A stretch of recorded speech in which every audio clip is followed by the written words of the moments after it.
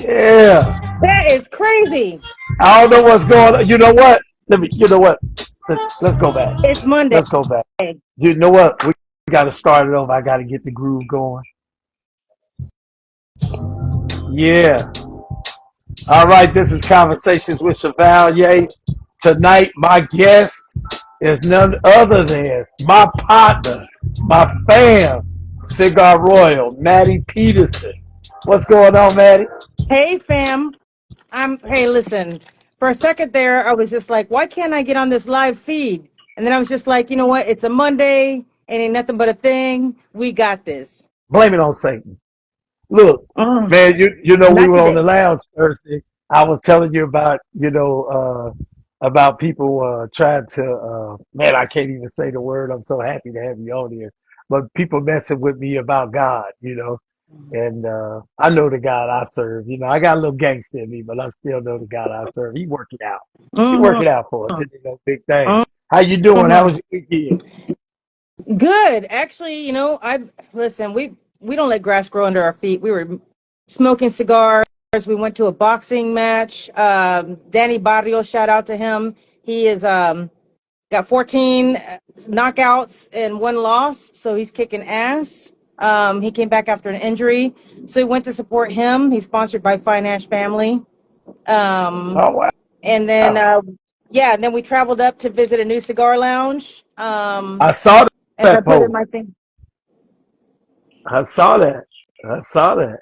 Listen, we're so blessed and fortunate in Arizona. We've got, as I mentioned before, 80 cigar lounges. And every time we travel somewhere, I don't know if everybody else is like this, but we always ask, where's the closest cigar lounge to where we're going? Mhm. We're a hot mess. We book hotels and everything based on what cigar lounge is nearby. That's what you're So, supposed to do. We cigar people. We mm, cigar people. So mhm. check this out. I'm gonna reintroduce you since we had some trouble getting on here together. But for those of y'all that are joining us, this is Conversations with Chevalier. The whole month of March has been Women's History Month, and so I've tried to interview somebody that I wanted to talk to, right? And so the, the first week I had Edwina Brown, a former WNBA player. She owns one of the really nice lounges here in Dallas called Blow and Smoke Cigar Lounge in Lancaster, a suburb of Dallas. My next guest was Maduro Melly, which was an amazing show, cigar influencer out of New York. My third guest for the month was Cigar Blondie herself, Leonore of Nova Cigars, the Mhm. CEO of Cigars. We had her on. I skipped a week and I said, who did I want my last guest to be? But to be the first person that ever interviewed me on social media, Miss Cigar Roy, Maddie Peterson. And it is an honor to have you here with me, my friend. Thank you so much. It is, listen, it's not only amazing here to be here, but to see full circle how, when we first had that first conversation about how, listen, you're a natural. This is going to be great. We're just going to, chill and talk over some cigars. You know, What that's, you smoking? I mean, well, I actually selected Dietrich Story. When I went to New York, I stopped into Hudson, and you may have seen her on here, One Woman NYC. Yeah. So she works in a cigar lounge now, but she has her own cigars. And you had mentioned something the last time we spoke, I think it was on Thursday, about how we were going to talk about overcoming adversity. And Yes. so that resonated with me. And I actually selected the cigar based on that because she is a woman that has actually really overcome some adversity and gone on to create her a new life, which I can really, it resonates with me. And That's what especially in I'm light of talking. Women's History Month, I thought it'd be very powerful. We're gonna put some time on that then. We're gonna talk about that. But before we do, what you drinking with your cigar tonight? I got an Angry Orchard. I like Normally, that. normally I don't pair it. Normally I like like a whiskey or bourbon or rum or something. But I was like, you know what? It's kind of getting warm here in Arizona, and I there's something about the apples in this cider with the cigar that I really enjoy. I've been trying to try new things. Think outside the box. Because Mm-hmm. it's easy to it's it's a no-brainer, right? Either whiskey or coffee or water is great with a cigar. But then when you go outside that range and you think about what else, I mean, I've tried like chai tea is good with cigars. I don't know if you knew Really? that. Yeah, Really? a hot I toddy gotta try or that. I gotta try that. Or Angry Orchard. cheers, I drink cheers. Angry Orchard, but cheers, buddy. I'm drinking a little Woodford Reserve tonight. Mm. I was just out here grilling some turkey burgers with blue cheese in them. So I grilled 5 or 6 of those. So I have some for lunch tomorrow. Then I wolfed it down with some Mm. sweet potato fries, and then Mm. came in here just in time to jump Mm. on conversations with Chevalier. So tonight we're gonna do something. We're gonna talk about your journey. We're gonna talk about, the military career, being a wife, a Mm. mom, cigar education. We got to talk about that. We got to talk about the cigar scene out there where you are, and we're gonna talk about Women's History Month. So let's get into it, buddy. You Let's do know, it. what was life like for you long before cigars? Because, and I'll start from, you're of Puerto Rican descent. You Hmm. got a strong military background in your family. Let's start there.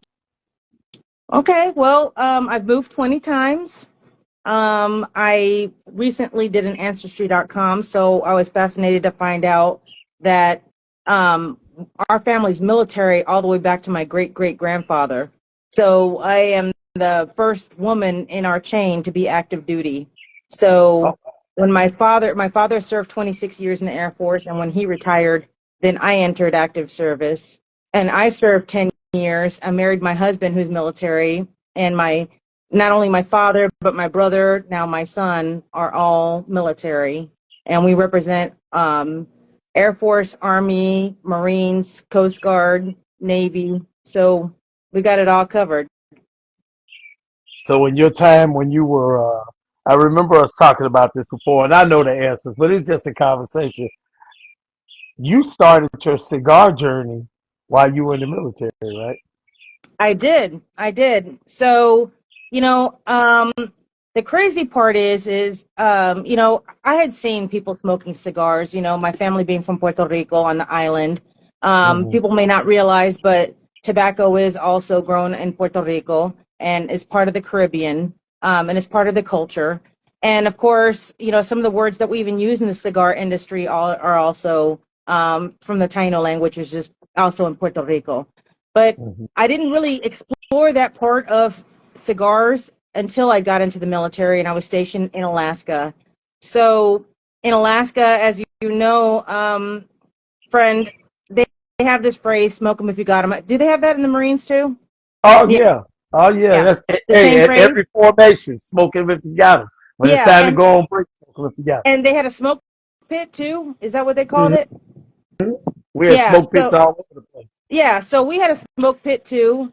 And of course, in Alaska, it was one of those things where they said, we're going to go out and smoke some cigarettes. And I wasn't interested in cigarettes at all. I don't even like the smell.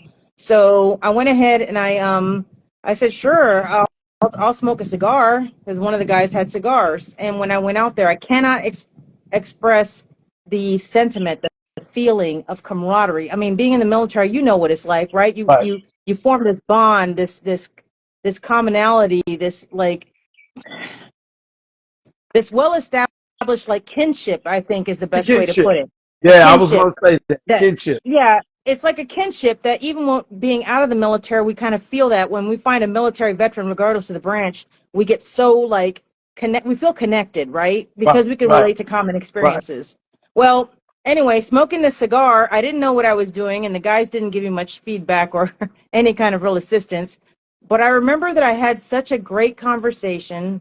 I can't even tell you what the cigar was. I just know that we connected in a way that made me feel like I was like the conversation just hit different. There's no other way to put it. And I wanted to actually replicate that feeling again. Um, but as you know, Alaska has got like 22 hours of daylight, 22 hours of darkness. Right. Right. The weathers are so wonky and whatnot. So one of the guys suggested, "Hey, let's go to a cigar lounge." So like seven of us, they invited me along, and what a lot of people may not realize, like I was the only woman with a flight of 180 men. Oh wow. So Air I was Force one of flight. the boys, and I was fine with that. I didn't need you to single me out. I wanted to be treated like I do in the cigar industry. I want to be treated the same way the men are treated, Right. right? I didn't mind the coarse conversation. I didn't mind, some crass jokes and stuff like that, because people are human, right? Right. I'm not going to clutch my pearls and get crazy about it. And a lot of what we focused on was not that kind of crap. We were focused on the mission and on taking care of each other. Right. And Right. we all had to rely on each other. So that being said, being the only female with 180 in my flight, it felt pretty natural for the guys to ask for me to come along. And so I did. But when we got to the lounge, they told me, I'm sorry, this is not a woman's activity. That So had to be I was an like, Alaska thing. That's got to be an Alaskan thing. I was like, well, and this was like in 94.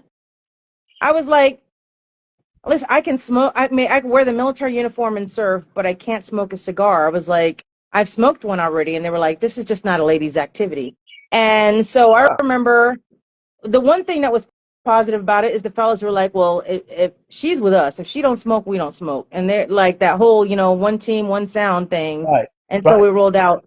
So I didn't smoke for many years after that until we had lived in England and Alabama and Okinawa. And as I mentioned before, I got out at 10 years. And that was mainly because the military didn't issue me my kids. You know how that is. Oh yeah. So Oh yeah. we were in a situation where they were going to send my husband to Turkey 6 months on a loan and send me to Korea for a year by myself, unaccompanied. And I didn't have a problem doing the mission. I mean, as you know, as I mentioned before, I lived military. I was literally born on a military base in Spain. Right. My dad's whole career, I was alongside as a dependent daughter.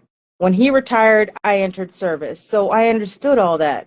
But I said, can I go at a separate time because we've got 3 kids between us? And they were like, we didn't issue you your kids. Figure it out. Wow. So I had more time in service. I mean, he had more time in service than me. So I chose to get out. I had my bachelor's degree and my associate's degree. And when we got back here to Arizona, because you can't shovel sunshine, we didn't want any snow. Right. We didn't want any tornadoes, hurricanes, earthquakes. I like through all that. Thoughts of a classic man. You can't shovel sunshine. Mm-hmm. So we didn't want any of that. So we chose to come back to Arizona near Luke. We're in Surprise, Arizona. And some guys, actually a big group of people was going to a place called The Cabin, and they were like, hey, we're going to smoke cigars. I was like, man, let me get one of those from you. And again, it was one of those, I don't remember the cigar I smoked, but man, it was such a damn good time. And the conversation, we like our conversations, right, when we talk. Right. Like they're so organic, they're all over the place, but you have such a good time, and you just connect in a way that you can't describe. Yeah, and that's what it's about. The leaf gives us that. The leaf blesses us with that commonality. You see CK in there. What's going on, CK? Welcome to Hey, Conversations. Sam. That's the man up in Massapequa, New York. But it gives us that commonality. It gives us, a peace of mind and a sense of comfort to open up and sit back and have a real authentic conversation, over cigars and a great drink and stuff. And so as you were going through that process, you're out of the military now. You're basically a single mom because Pete was, gone and stuff. Did you have time to smoke? I did not really. It was one of those things whenever we got together with friends, and it was usually the men in our group, and ironically, a lot of them were also prior military or police officers or firemen. And so they were also used to like having like maybe the one token female in the group hang out with them. And they knew that I could hold my own. Like, I'll give shit like I take shit, Right. Right. So it just became, it just kind of became one of those things where they were just like, hey, you going to smoke? And so I actually started teaching myself how to properly cut and light a cigar, how to smoke. I wanted to hold my own, but nobody really described stuff. Everybody just didn't really talk about it. They just kind of like, cut it, light it, and start talking. So I'm watching people, and everybody did things so different, right? Somebody would cut it like, really carefully. Somebody else would just snap it up at the top, cut like a Mhm. quarter inch off the top, and you know what I mean? So I had to actually like do some discovering, some trial and error, asking questions, um, looking up YouTube, which there's a lot of misinformation out Right, there. I right, learned the hard way. right. Um, and that's actually how I fell into doing my, well, actually, that's not true. I started teaching as an eighth grade reading teacher. So I took cigar education into my, I guess, my mindset.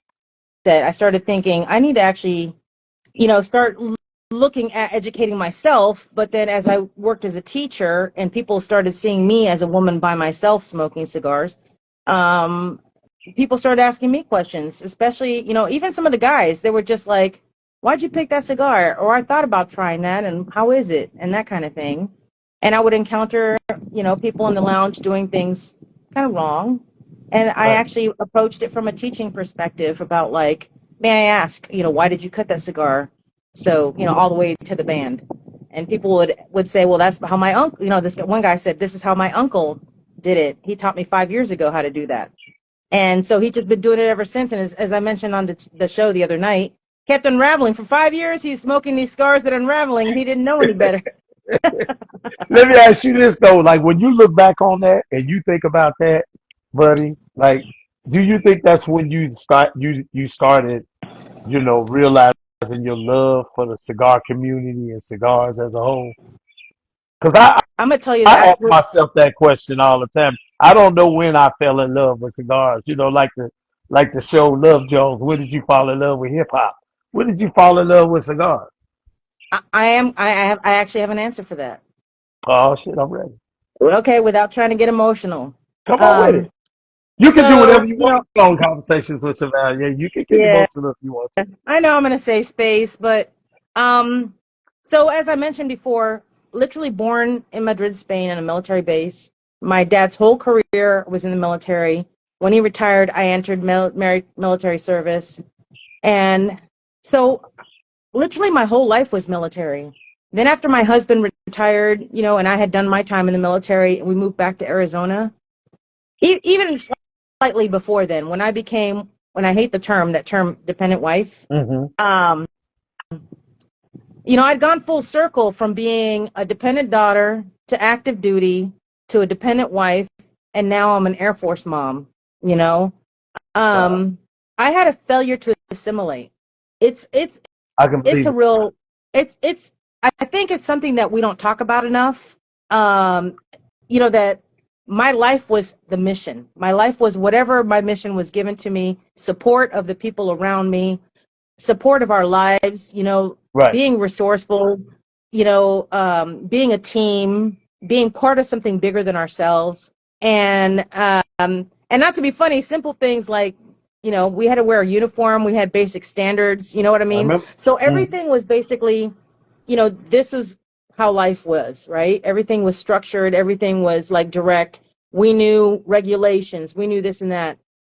So it could be twofold, right? Some people would say, well, you have a new renewed freedom from getting out of the military. And I would say yes.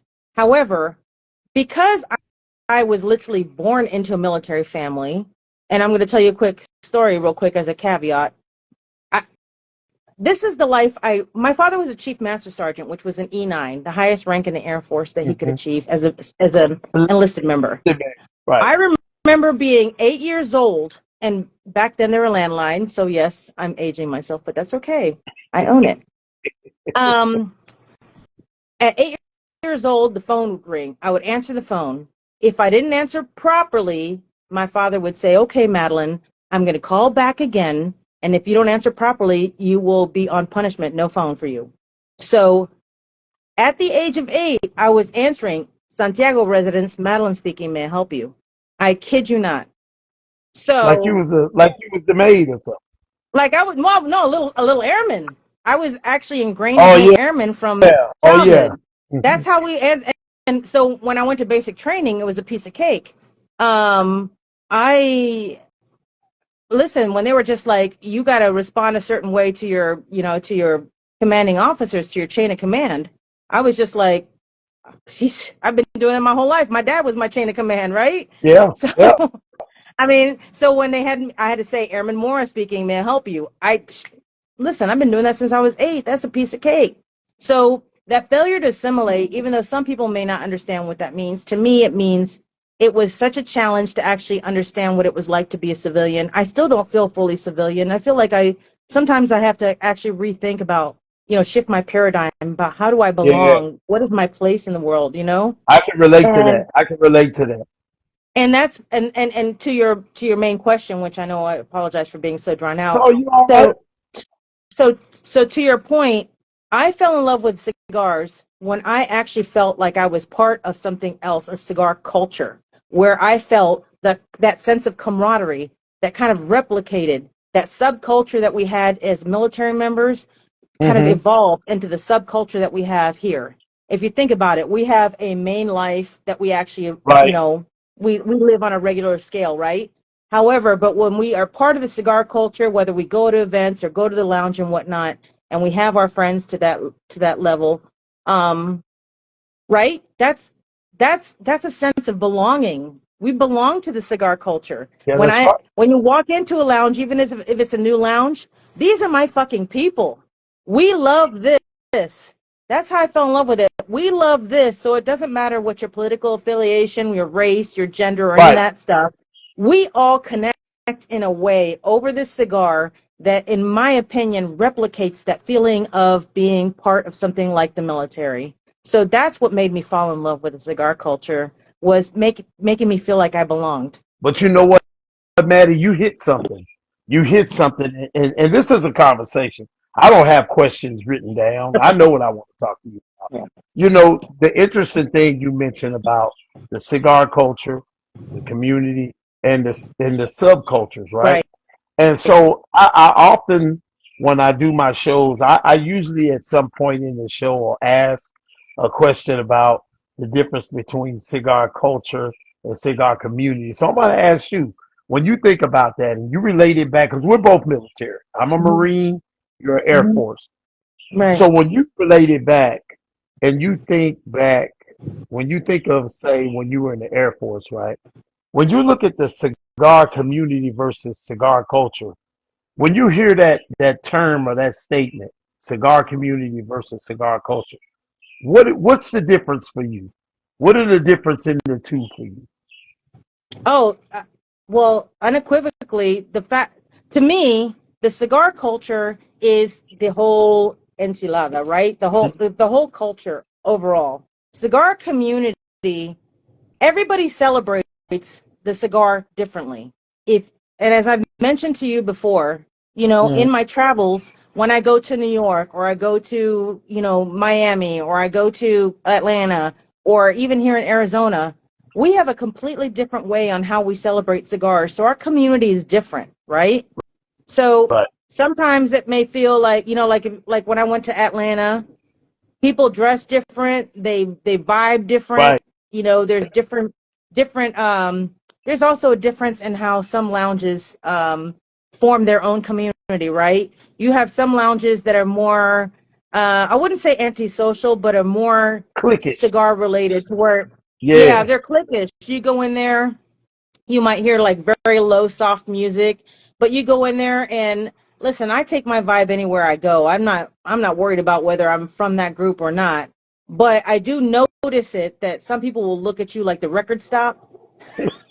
oh, you get that when you walk in, Exactly. just scratch across the record. Exactly, and I'll be I, like, okay, so they know I'm not from here, especially, I love to wear my hats and stuff. I yeah, love to wear yeah. my furs, and so, That, but to me, their little community is different than the overall cigar culture. We all celebrate the cigar, but everybody does it in such a different way. right, And I'm sure that you've had this conversation before. Some cigars lounges are like bars with cigars, right, right, right.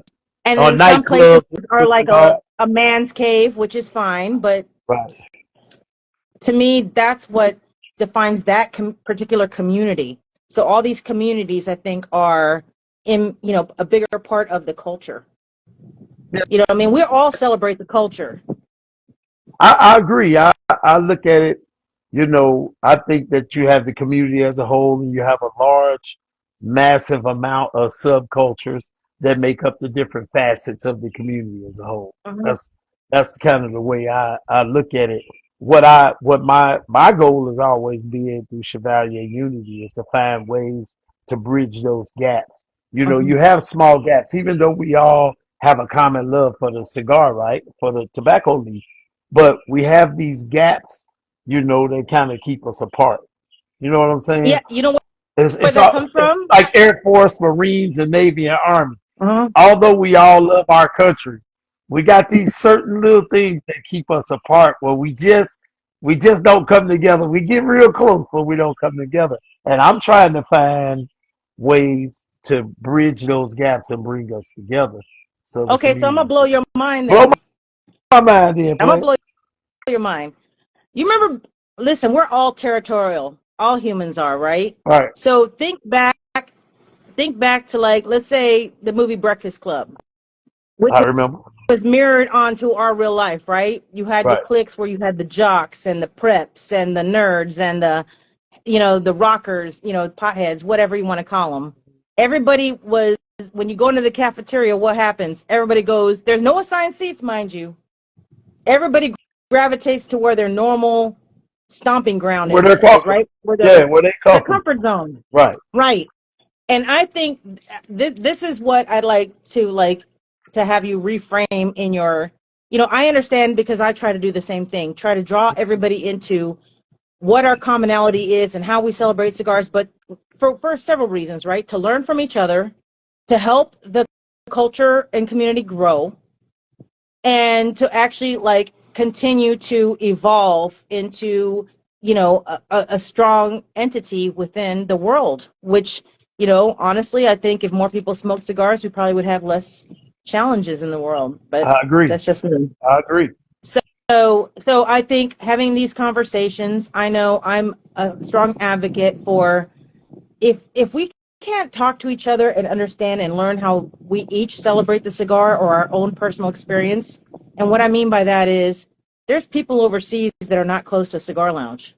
So That's when I true. post videos of my humidor, of the humidor I'm visiting or the lounge I'm visiting, I can't count the number of people that will message me and say, thank you for sharing that, because I'm literally sitting on my back patio, have never smoked with a human in my life. I sit here and I watch and I, you know what I mean, absorb the community through social media, because there's a lounge 2 hours from me. And Right. you know what I mean? And so if if we get to understand that, like, little things like in Europe, I mean, it's not a little thing, but their cigars are like twice, three times the price of what I pay here in Arizona. That's So what to I me, heard. I think it's important for me to understand how I connect with them, understanding their view, their experience, right? We have to share each other's experiences to get each other, right? I Right. can't understand what it's like to live in Dallas unless I actually go visit. But a way that I could do it, vicariously, is by actually getting to know people like you that live Right. there, right? Right. It's interesting you say that. It's interesting you say that because I travel. I was in Iowa. I had to go to Chicago Super Bowl Sunday that weekend for a funeral, right? But my son, my third oldest son, goes to school in Iowa, just about 45 minutes northwest of Des Moines, right? He goes to this community college, a D1 JUCO there that he plays ball for, got a full ride. And Nice. so the next major town over is Ames, Iowa, which is where Iowa State, I think that's Iowa State, is there. Mm. And so it's a big college town, but it's a big town. Like it's not, everything surrounds the school. And so as soon as I rolled into town that day, you know, I left Dallas, it was about 82 degrees. I got up there, it was about 31. Mm. And it was snowing. It was snowing as I was rolling in there, right? And Mm-mm-mm. I'm Googling. I'm Googling. Soon as I pulled up to his school and to his dorm, we went in there. He's got an apartment. We went in, me and my wife, and he's like, "Oh, we got to get something to eat," because he just glad we there. So while we getting something to eat, I'm Googling. the town. I'm trying to find me a cigar lounge. So the Ames, Iowa. What is it? Iowa Cigar Lounge. I go to the cigar lounge. I'm in Iowa, so there are black people deficient up there. There's not a lot of black people up there. And so I walk in this lounge, right? The guy, the son of the guy that owns the lounge is in there, and he's running the lounge. Me and my wife walk in. Impressive lounge on the square. About 6 inches of snow out there. He just glad somebody walked in there. So we go in. I hit the humidor, right? And I Mm-hmm. start talking to this guy, and he looks at me. He says, "You look familiar." And I said, "Well, I've never been up here before." He says, "No, you look familiar." I said, "I don't know where." And so I didn't tell him, "Hey, I'm Chevalier from Chevalier Life." I don't think people in Iowa know who the hell Chevalier is. But I'm talking to this guy, and we get to talking about PCA, and I'm telling you, I went to PCA last year for the first time. Hung out, and he said, "I saw you. I saw you there. I saw you there over at the Fuente group." And so we're talking about that. And so I went from a feeling of being slightly uncomfortable to feeling like I was at home. Like the Mm-hmm. whole tone changed when he realized, okay, this guy's a real cigar smoker that's coming in here. I didn't feel like I was this black guy up in BFE that they might be looking at me crazy. You know what I'm Mm. saying? Because that's I reality. do. No, it is the reality, and I get it. Um, I've gotten it just from being a woman because when I walk in, some people are like I mentioned to you before, you buying for your husband, boyfriend, father, son. I mean, Yeah. I'm like, I'm buying for me. Like, Right. so I had to actually go from being, you know, and I hate to use another scholastic analogy, but to me, like from a teacher's perspective, right? And especially even being in the military, you have to actually pay attention to your surroundings, right? We used to teach our kids even situational awareness. Hmm. Situational awareness. That's why a lot of us military people, we face the door Yeah. because we want to see who's coming in, who's going out, what the hell is going on. You sit Gotta in a have a central location so you can see plan. what's going on, right? Right. Situational awareness. So it took me a minute, but I got to that point where I was just like, as a kid, when you're first day of class and you kind of walk in a little apprehensive, you're looking around to see if there's somebody that you might know or somebody you could relate to or somebody that, you know what I mean, that you can actually connect with. And you're kind of Hmm. like walking in kind of apprehensive. I find that if you do the opposite, if you walk in like you belong there, most people will automatically just accept you. That's true. Believe it or not. Because It's if you all take your own about the energy, confidence. it Yeah, is the it's the confidence. confidence. When I Yeah. walk in with my own energy, and I'm not saying be an asshole or be arrogant or anything like that, but I walk in confident. And if some of these fuckers don't even speak to me, like it pisses me off because they'll talk to my husband and like I'll ask a question and they'll respond to him. And I'll be like, excuse me, I asked the question, I'm here. And I try not to be condescending or difficult, but I'm just like, it gets frustrating sometimes when I'm like, and my husband's like, I notice it, I see it.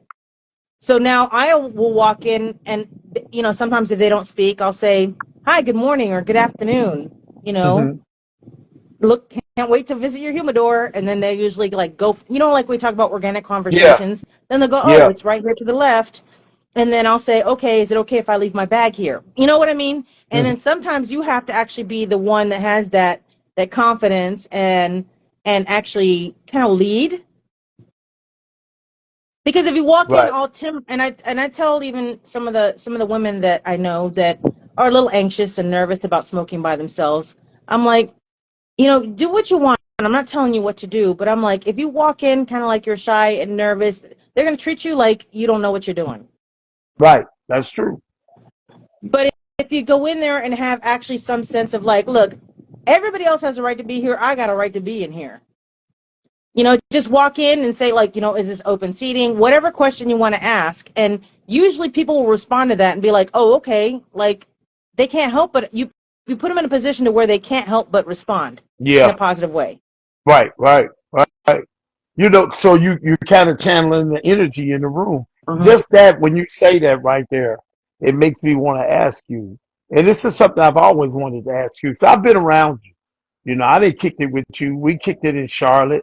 We kicked it in Vegas for PCA last year. We were in Mhm. Charlotte 2 years ago. I remember walking up on you with Pete over at Taylor Smoke Mhm. in downtown Charlotte. Mhm. And I was like, you remember what I did? I took a couple steps back and like straightened my shirt out. I was like, man, that's Cigar Royal, man. I gotta, because I had on a sweatshirt. I had my cap all off to the side, like, because I had just drove in from Dallas. Me and Ray True Life.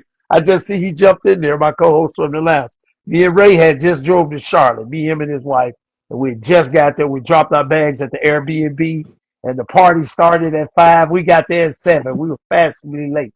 And I Mhm. remember walking in and seeing you, right? And I remember seeing you before you saw me, and I was afraid to come over because for me, I had seen all of these things you were doing. Like I was watching your show, you interviewing everybody, so where I'm going with this is this. Like when you look at some of those things that you experienced, is that why you started the cigar education? Yes, that is a big reason Was your why. was your main focus for women, or was it just something for people that were new to the community or new to the lounge life that you felt like you needed to help them to assimilate? It was actually both because I have like as you I think you know, my daughter also works in the cigar industry. They work at Finest Cigars in their humidor and as a server and a bartender. And I know that they were actually like asking some questions, and I know that we have gotten a growing number of people within the cigar community that are newer smokers. I've noticed apprehension from both men and women and younger people. And I know what that feels like. I know what it feels like to actually be a little bit nervous. And I've also witnessed people being condescending and, snarky. Somebody clowns another person. That person doesn't want to go back, or they feel embarrassed That's because they true. know people are now they're center focused on them. So Right. now they're like, man, people don't forget how people make them feel, right? That's true. Even though it could be in joking. And as that saying goes, people may not remember what you said or did, but they'll remember how How you you made them feel. made them feel. That's right. That's right. So I can't count the number of times. And listen, busting somebody's chops is all par for the course. But Right. sometimes when somebody asks an honest question, if you like not only embarrass them or being condescending to him or her, but then you actually like, look at here, look at this dumbass. He did X, Y, and Z. And then you're calling attention to something dumb that he did that he didn't know any better. So, it's not that it's it's not necessarily that they were trying to be mean. You know what I Mm-hmm. mean? But sometimes there's a situation, especially when somebody is like really wanting to learn something. When you Mm-hmm. actually tear them down, you don't realize what you're doing when you actually do something like that. And I'd encountered so many situations where, I would say, why you heading out? Like, man, I feel like a dumbass over there. They were clowning me hard. This is younger people I was talking about, not Right. necessarily Right. somebody. Some people don't give a shit, and that's Right. fine if that's you. But not everybody has that mindset, right? Especially when you really want to learn something and you have that thirst for that knowledge. And there was nothing really in place. Like I mentioned before, YouTube has misinformation and stuff. And I like to think that I'm an easygoing, approachable person. So I was just like, well, first of all, I've got the organization skills from being in the military, right? I've Mm-hmm. got a kind of like a type of structure. Then I Mm-hmm. also have that experience of being an eighth grade reading teacher where I also know how to think outside the box. Not everybody learns differently. I mean, learns the same. So you have people that are verbal Right. learners, visual learners, blah, blah, blah. And so I'm like, I'm going to incorporate those kind of things. And it really wasn't going to be a class at first. It was kind of like me reach one, teach one type of situation Oh until wow. until I realized that people were, I mean, and I'm very flattered by it, but people were coming up to me saying, excuse me, so and so, so and so? And I'm like, yeah. Well, they told me I should come over here and ask you some questions because I'm a new smoker and I'm a little confused about X, Y, and Z. Or I'd have somebody come over and say, hey, do you mind going in the humidor with me and help me select a cigar? Because I don't know what I'm doing. And, you seem to know what's going on. And then I'm I'm a very neurodivergent type person. I'm definitely a creative, and I started like thinking about stuff, going like, man, there's got to be more than just me and all these other one-offs that have this situation that could use some information. And I'm a big history buff, so I started, you know, reading and digesting information about Right. the history of cigars, and you know, listen, I'll watch interviews with people talking about ratings and reviewing cigars, or interviewing the same brand owner for the 50th time. And a Hmm. lot of times people just, as I mentioned to you before, they have such structured questions. They ask the same questions. Sometimes I'm like, I've heard this guy answer that same question like 20 times and 20 different. 20 different ways, right? But that hasn't taught me anything that's useful for me personally to glean from that information that can help me as a cigar aficionado. So is that when you sat down and said, okay, it's time for me? You Mm-hmm. looked at yourself in the mirror and said, Maddie, it's time for you to create Mm-hmm. some type of curriculum. So what did that look like? Well, what it looked like was, first of all, we were hit COVID, and they told me I was going to have 42 kids in the class by myself, Oh, eighth graders, 12, 13-year-old hormonal kids. And I said, yeah, I'm spending half of my check on snacks and accommodations, tools for these kids. I'm not, I'm not making, you know what I mean? And I'm a, I'm, I'm connected to the kids. So I always felt like I was their like aunt, nurse, counselor, right, all right. those things. So it was actually taking a piece of my spirit, my soul. I was Hmm. encountering so many challenges with the kids that I finally said, I need to actually do something different. And so, what can I do with teaching? What can I do with the information that I know? What is it do I love? What's my passion? Because, people say if you love what you do, you don't work, right? That's true. That's So, true. you don't work a day in your life. So I was like, well, I love cigars and I love education and I love people. So let me see what I can do with that. And I actually just started. uh, Sometimes it was just like 2 in the morning. I'm an insomniac. I would write down on a piece of paper an idea, and the idea just started like growing. It started blossoming into Hmm. something, and I was like, holy shit! I got enough to do a class. I could actually do a class.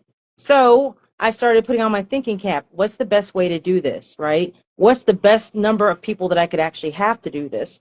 So I designed my own cigar journal based mainly on first time smokers. Most of it, like, I don't have the time or patience to do a cigar journal now, Right, right? right. I smoke too many cigars. Keeping track of all that would be just too much for me. I take pictures of the ones that I love.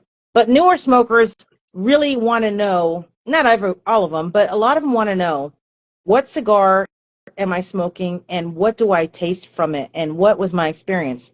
And so I talked to them about how um, drinking something might affect the taste of the cigar, how to cut and light the cigar. Mhm. So I started piecing the class together.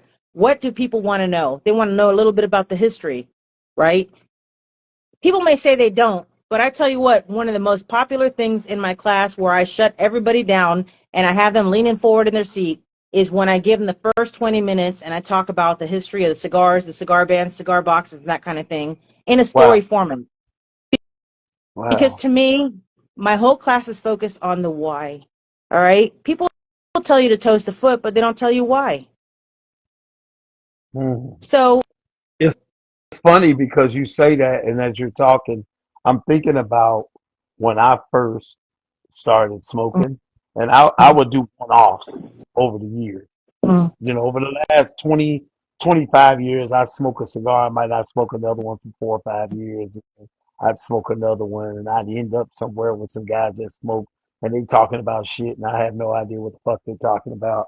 But I just laugh and grin, and But during COVID, which I think was the change for a lot of people, the new mm, smokers mm. that are a part of the community now, I think a lot of them. You tell me if you agree or not, but a lot of them joined during COVID, because I they didn't have anything else to oh do. yeah, I think so. I think it formed a sense of connection, especially people going more to social media, seeing more of the herfs that you get invited to. Right. So you felt like there's people around. You could actually connect with people because everybody felt isolated on so many levels.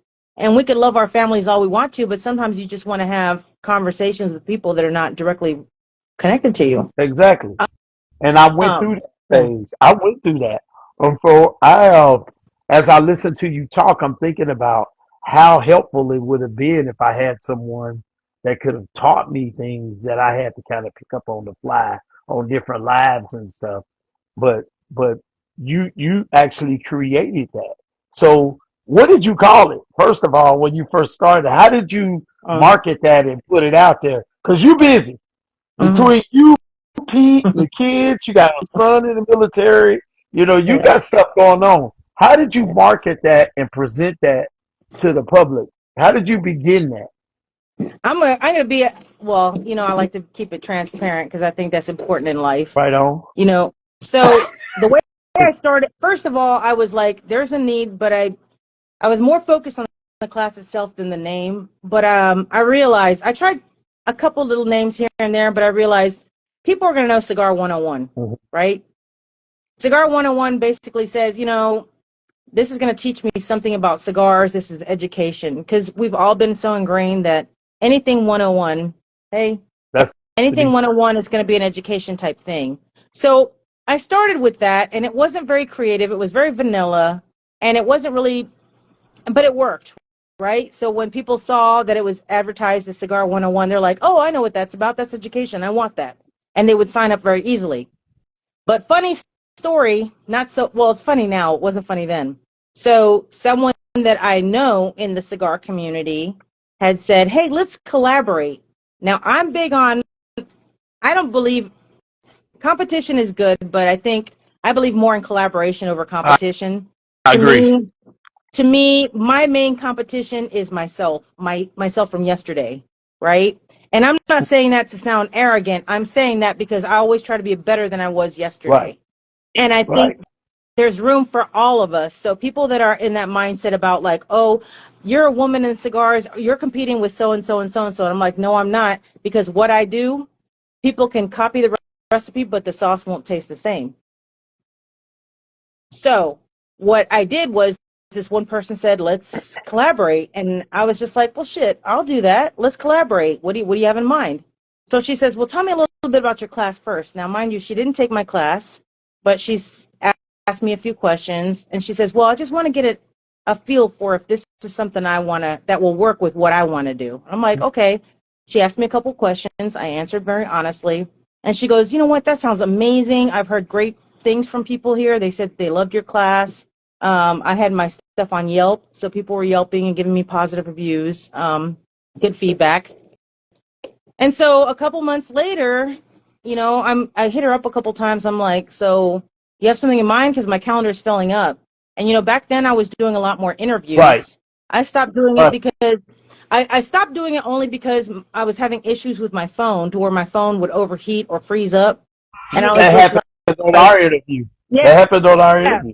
yeah. And I was just like here it was getting like 115 degrees, and I'm like, I want to be able to smoke, and the only way I could do that is outside. It's 115 degrees. It makes no sense to interview outside. I have to think something out. So I started doing other projects, and then my interviews went on the back burner. But going back to this situation, hit her up a couple times. She didn't respond. Then I had a couple friends send me a message saying, hey, why didn't you tell me about that class? I told you I wanted to take your next class. And I'm like, well, I haven't set one up yet because I've been actually doing X, Y, and Z. And I had been doing private classes. So I had Mhm. like a private real estate group or, you know, construction group. Right. Other people were hired me to do private events. So I was being more of a host for the private events than public events. So anyway, they tell me, yeah, this class is set up for this date. And I'm like, I don't see it. And they're like, it's on so and so's page. Listen, went to that page, I couldn't find it, but I knew who that was, and I was just like, So they got the mm. basically she got the information and started a class So she started and it, and she called it Cigar 101. She had her own class. She charged double the price, and everything was like out of my like.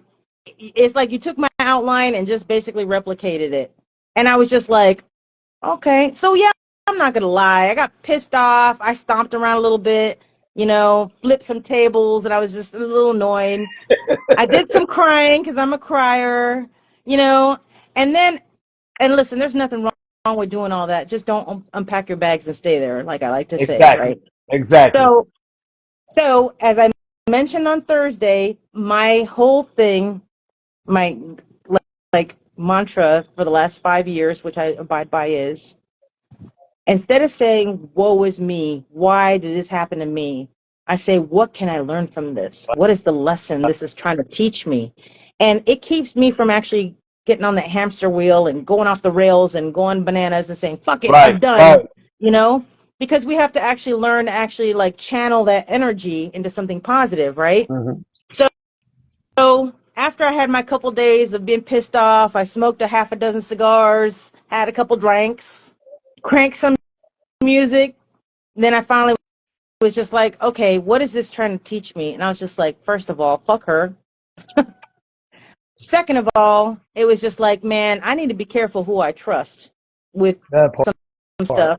But then third of all, I said, like I said before, damn it, they can copy the recipe, but the sauce ain't gonna taste the same. And sure enough, and I'm not gloating or happy about it, but she only had like maybe 8 people show up to her class. Mm-hmm. And they were just like, man, it was long and drawn out and we didn't learn shit.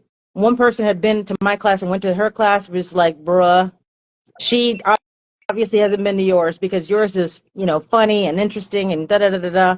And yeah, I had a moment of like, yeah, ha ha. But then I also like, it isn't about that, right? What am I going to get from like the laugh of, I was just like, you know what? But Karma got her ass. That's cool. I can handle that. So what it But taught me was, mm-hmm. sorry, Go ahead. taught No, me go ahead. Go ahead. to reframe the situation, right? Now, as I mentioned in the beginning, I knew from the rip, Cigar 101 was vanilla and it wasn't really creative. So I thought about it and I prayed about it because I'm a praying woman. I prayed about it. I was just like, man, what can I learn from this? Like, what is this telling me? What do I need to do? Do I give up on this whole thing? Do I jump back into it? I don't want to look at her as a competitor because there's room for both of us. But I don't want it to be like I'm copying her. I want to do my own thing. I want to keep it original and authentic. And I think authenticity is something you cannot replicate. Exactly. If you're authentic in yourself, that's why, like you were talking about North Carolina, I'm who I am on the computer as I am in person. If I'm putting on a That's persona, I true. can't, you would meet me and be like, man, she's fake as fuck. Because she's not that same person online. She's cool online and she's a little uppity bitch over here.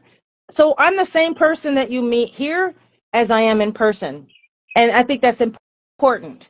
So I needed my class to reflect that. So I was sitting there and I happened to be smoking a cigar and it was kind of dry. Sometimes dry cigars will unravel. So I'm Right. sitting there and this damn cigar unwrapped on me. And I'm sitting there going like, damn. So I'm looking at this cigar, half unwrapped, and then it's like a little voice in my head said, cigar is unwrapped. Wow. Because when I do my class, I actually talk about unwrapping the entire, not you unwrap the cigar because I talk about wrapper, binder, filler. I Right. talk Right. about the components and the anatomy of the cigar. So cigars unwrapped. So it's literally and figuratively. Figuratively, I unwrap the mysticism about why you do certain things when you smoke cigars. So cigars unwrapped became my new name, So just when like you that. made that change, though, when you made that change, and I know who you're talking about, but I ain't gonna say her name.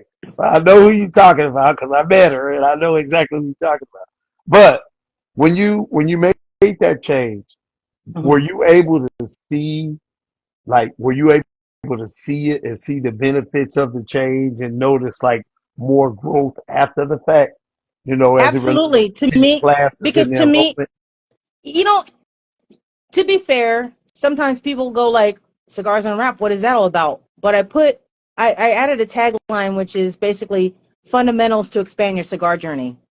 It is a little tagline I put underneath there. So when people go like, cigars and rap, what does that mean? Like, is that like, one of those new albums, now? unwrapped. Those Like albums that hidden have like, beats, like yeah. hidden beats. Yeah, yeah. But then I was just like, no, I mean, your cigar, unwrapping the cigar, unwrapping the actual physicality of the cigar in a way that can actually add context to you as a new cigar smoker, or even a seasoned cigar smoker can attend my class. And it's also, unwrapping the whole concept of cigars within the cigar culture. So I've had people that get it right away. I've had Hmm. other people say, give me a little bit more so I know what I'm signing up for. Um, and it's actually been doing really So, well. I'm actually looking at doing an online class. so when people sign up for the class, what is the initial setup? Like, are they signing up for like the first three classes, or what Mm. is that like when they initially sign up?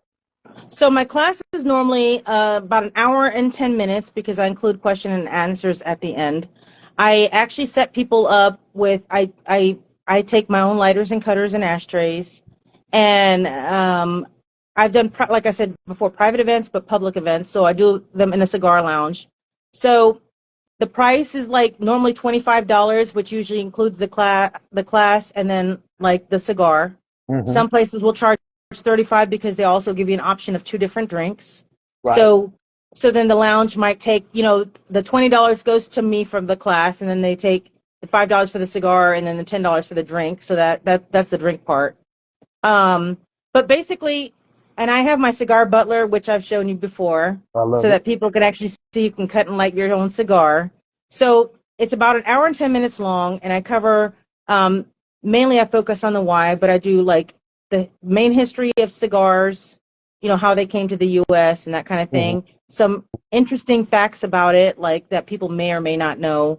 The anatomy of the cigar, the 7 different ways that you can cut a cigar, which people don't realize there's that many ways, the different ways that you can cut it, how to purge your lighter.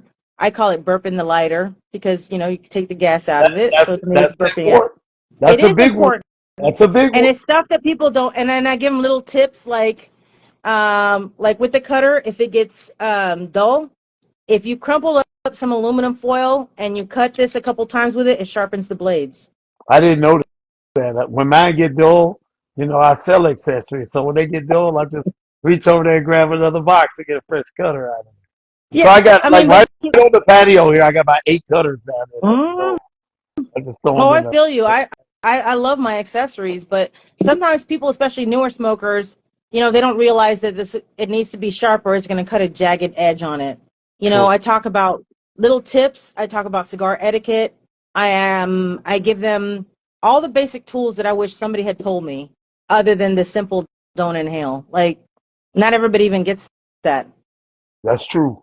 I'm gonna switch gears for a minute. I want to switch gears for a minute because I want to get to more juicy things with you because there are things that we've talked about, back in Charlotte. I remember once after we did Charlotte Cigar Week a couple of years ago, we talked on the phone and we talked about.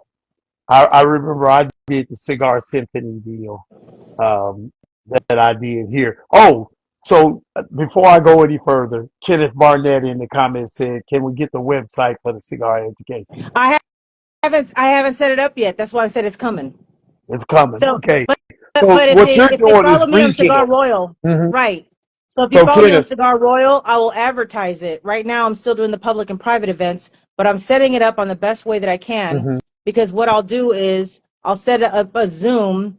I also want to make sure it's like a limited number of people, because I want to make sure that people get a personal experience versus that. Oh, I'm just one of like 50 people on this chat. She's not going to right, actually see me or get my question answered. So right. I'm normally my in-person classes are 20 to 24 people. That's a very comfortable size.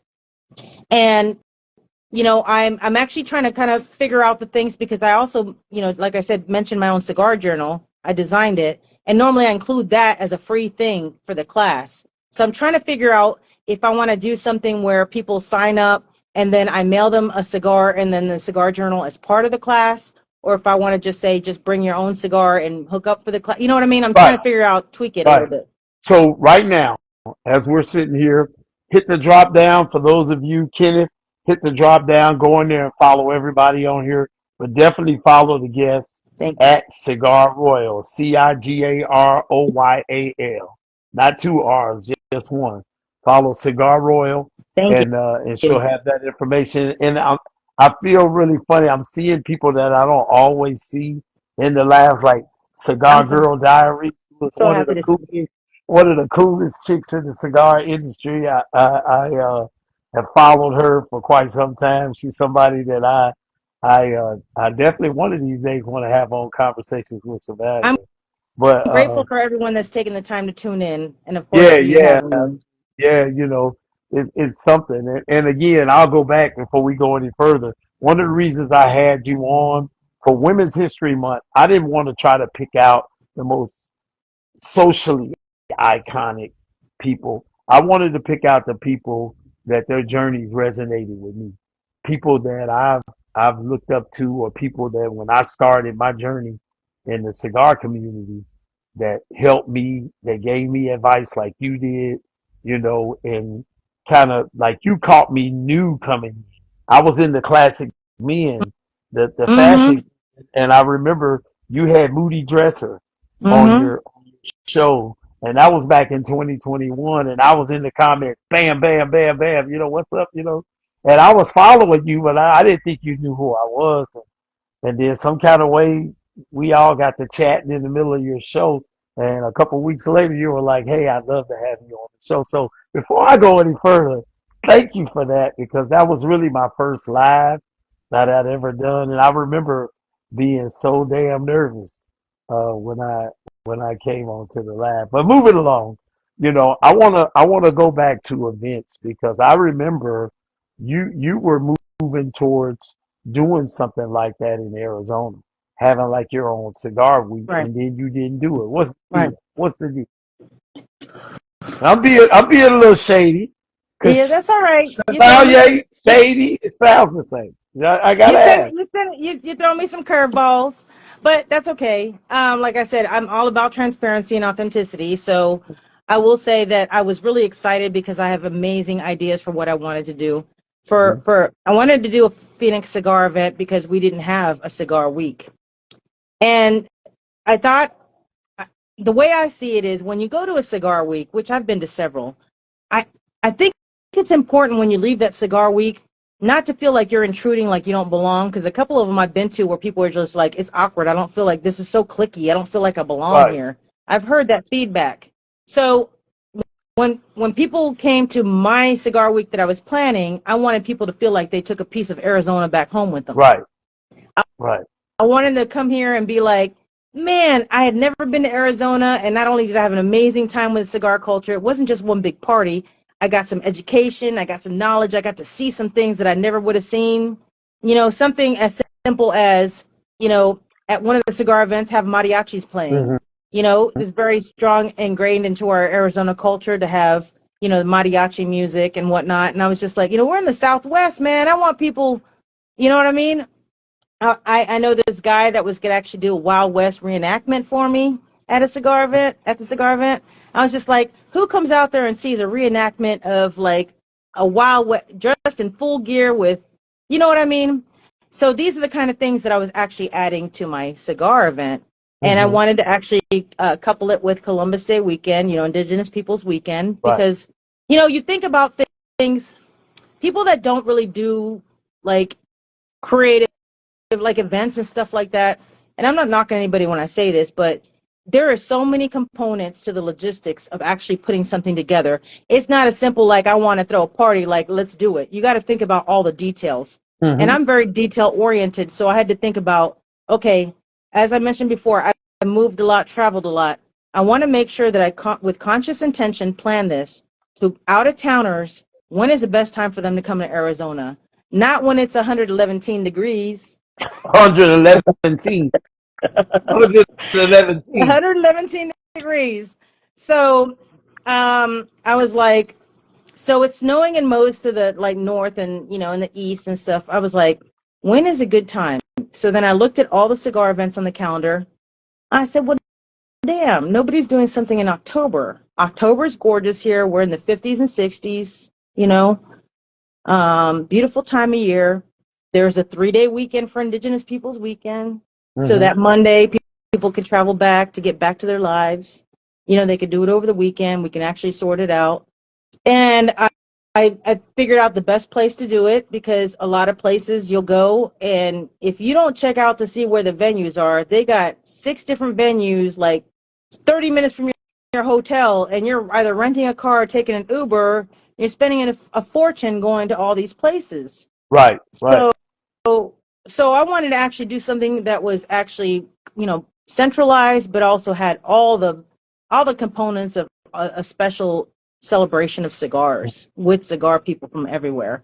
And basically, bottom line is, I was a ding dong. I tend to be a little trusting, which I have learned my lesson. I had another woe is me moment for a second, and then I was just like, what is this lesson trying to teach me? It's just like, damn, watch who you trust. These are people that, somebody that I actually considered a friend at the time. Mm-hmm. Actually, they said, man, I want to be part of your event. It sounds amazing. You'd be great for it, because I know that you know about X, Y, and Z, and you're creative and blah, blah, blah, blah, blah, blah. They asked me some questions, said, I'll be part of it. I'll help you do it. And then damned if I was going to do it. The location I wanted to do it was doing construction during October. So they were like, and we can't do this event. The October I was planning it.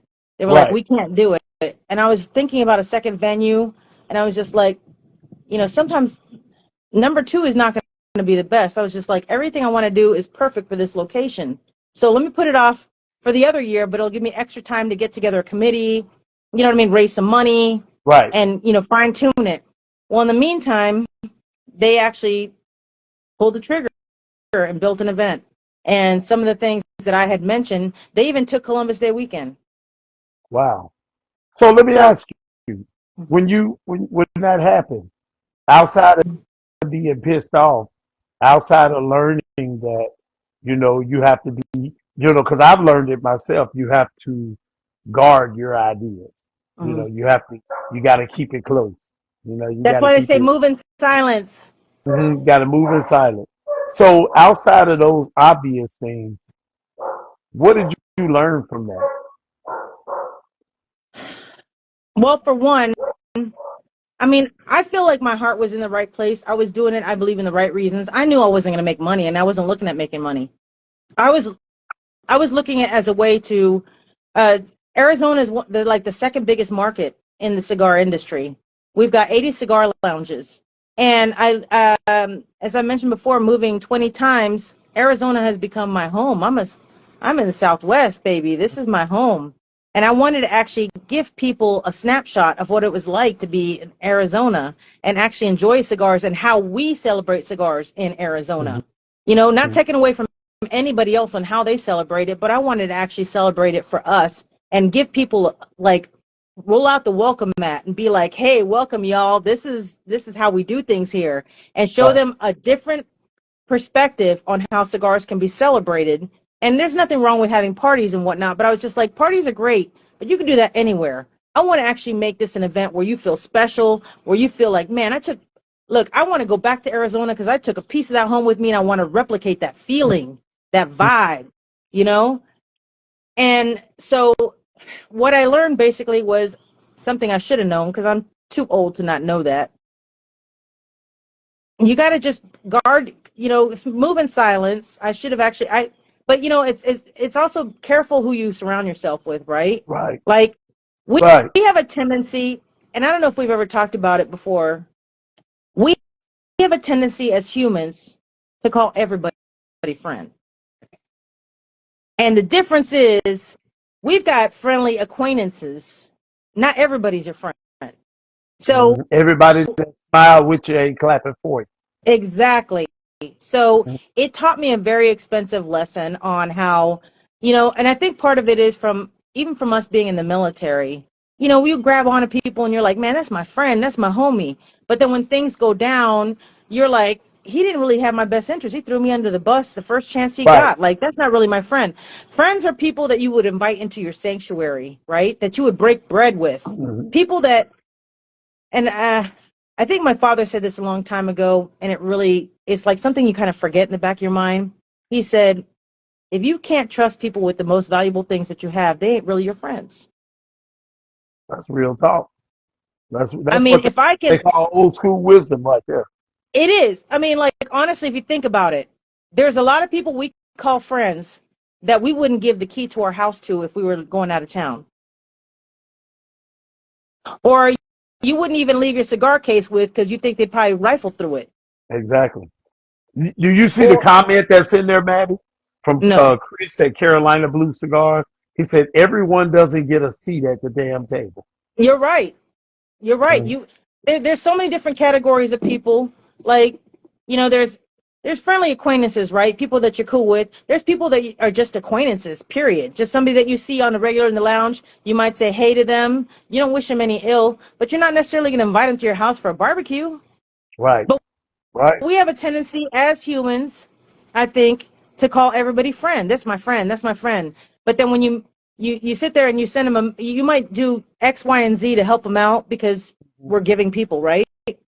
Those same people, you ask them, can you do me a favor? And they never respond. And it That's could be something as simple true. as like, can you give me the number to this? Or, you know what I mean? Whatever. It could be anything. I'll give you another example. When, to me, support is free. So if I can't afford to buy something from you or from anybody, I'm going to share the shit out of their stuff. I'm going to tell people about it. Or if it's something I don't even need, I'll be like, look, I may not have a need for it, but listen, I know you like this, so I'm going to share this with you.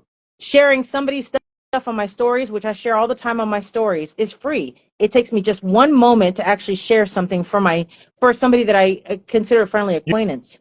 you've been I'm not doing it looking for at me them for as years. it, You've been doing it for me for years. I thank you. somebody, it's my pleasure. Some people look at it as like, well, it's competition. I'm not going to share her stuff because then she's going to take my light. I've never had to dim anybody's light bulb in order to shine. So I have no problem. I want to see everybody succeed. Everybody, there's room for everybody because everybody's not exactly the same, right? That's So true. even though, like, I'm going to jump back into interviewing, you and I aren't competition. We have a different way of how we converse. We have different styles. We have a different niche, and we still could be supportive of each other. And I'm not going to be like, oh, Chevalier's, got X number of followers. I don't look at that stuff. I look at what can I do to improve myself from yesterday, but what can I do to support my friend, because you are a friend of mine, to Yes. actually, maybe people have not found you within, the whole realm of social media. Let me share his stuff so that you can actually, get some of this love too. I need all the love I can We all get. do. We all You do, know, for but sure. the interesting thing about you and what you've done and what you've accomplished, I was I was hanging out with uh, Mimi Von Swag, Oh, I love who Mimi. Miranda. It's a good friend, and I started to notice the people that she follows, and she would reshare my stuff, right? And so one time you had done something, you were selling some accessories. You had these white humidors. I had the same white humidors, but there was some white humidors, kind of limited edition thing. And I remember when you put them out there, I was selling them too, but I was sharing your stuff, like, check out Cigar Roll, because you was selling mine. But in that, I remember all of these different people that didn't follow me that started following me. And when I would pay close attention to who else they were following you. And so they found out about me through you. And then they found out about me through Mimi. And then I'd talk to Mimi on the phone and she'd be like, this person asked me, hey, what is this Chevalier guy like? Who is he? Where did he get that name from? And she's like, oh, that's his middle name. His first name is Yuel, his middle name is Chevalier. And that's how that's all it was. But for me, that was genuine. That was like genuinely organic growth. Well, Even you yeah, know, because you look at people that you actually that resonate with you, that you actually find that common bond. yeah, When you connect with them, it's just like, how that old saying, when you meet somebody and be like, well, if you're a friend of his, you're a friend of mine. It's that whole same mindset, right? Like, you fuck with him, then I fuck with you. Like, we're cool. exactly, That whole thing. exactly. And it's a funny story about that case because I had no idea you were selling it. As soon as I found out you were selling it, I stopped selling it But because I I don't know said, why. no, Because I don't know if you remember, I was resharing the you fact that you were, were selling but it. then I was You just know, like, I was like, I really want a humidor, but I was just like, I got like five. Like, is I was just like, So I went on your page because I had told a friend about it, so I was sharing it, and I was like, oh shit, he's got the marble humidor too. I'm not gonna. No, I'm. That's not how I roll. It was purely by accident. I found at a boutique they were just like, we got a bunch of these, but we don't have anybody to sell them. Da da da da. And it's they funny hit you me should say that. too. They hit me too, and that was the thing. But here's my point to that. Like as we go into that, when we look at relationship, you got to kind of. Well, I won't tell people what they have to do. I'll say this for me. I look at the sunshine and everything. I don't look at stuff and say people look at what I'm selling now they're selling it. I don't look at that. I look at the sunshine and everything because I I'm new to this. At that time I was new to this. Man, as I started following and discovering people, I realized that there were certain things that I was doing that these people have been doing all along. And the thing that really touched me and to this day I still don't know why. But for whatever the reason was, maybe it was the way that I was doing things. Those same people that had been doing it all along still took the time to look at me and say, "Hey, Chevalier is a nice guy. Let's support what he's doing. Let's not look at him as competition. Let's look at him as another guy that's trying to push the culture forward." That's why you No, always hear me in our conversations, the phone conversations we have. I'm always saying, look, I'm always looking at a different way to move the culture forward. If it means, scaling back on something so somebody else can do it, or me even hitting the gas and saying, I'm gonna take this shit and go all the way. It's yeah, about it, overall when you clear all the bullshit off the table, and I see it with you. When you clear all the bullshit off the table, it's about moving the cigar community, the cigar culture forward. Because if we don't think absolutely. like that, it's gonna end. And Right. I see Leo was in here. We kind of My talked about muñeca. this on our show. What's going on, Leo? She's I said her name right. I said her last name right on the show. I couldn't believe it. I ain't fanboying, but I was fanboying when I had her on the show. I said her she's an last name right. amazing human. I Man, love Leo. My man, I muñeca. love her. I can't wait to see her at PCA. I get to meet her in person for the first time. But But the thing is, but to your point, hmm part of that comes from the authenticity, right? The hmm authenticity. Like if we're looking at it at like, how am I going to make money? Which of course money is like a byproduct. It's something that especially when like this is my main bread and butter right now for right, me, right, right? But I also look at it from a perspective about in order to actually help the community grow in a positive way, we need to actually be authentic about what we mean for it. And what that means is I'm not going to be like, well, I'm going to share equally as much as possible. right, I'm going to reciprocate support as much as possible. I'm going to actually, even things that don't like, it's not about me. Like, I'm going to actually share it. If there's something I can't go to, I was sharing stuff about Chicago Cigar Week. I was not attending it only because I couldn't make it there, but I'm still going to share their stuff. I wasn't an ambassador, but I was just like, it's a way for us as a culture to continue to grow. When right, right, they're doing an event, there's people that follow me that may not actually have seen the event is happening. I did have a couple people that said, "Oh snap! I saw on your page. I'm near there. I'm going to roll the Chicago smoking sale." And to me, that was a success. That was my way of actually helping promote the culture in a positive way. If if I looked at it from a standpoint about like, okay, there's X number of us women that are actually smoking cigars.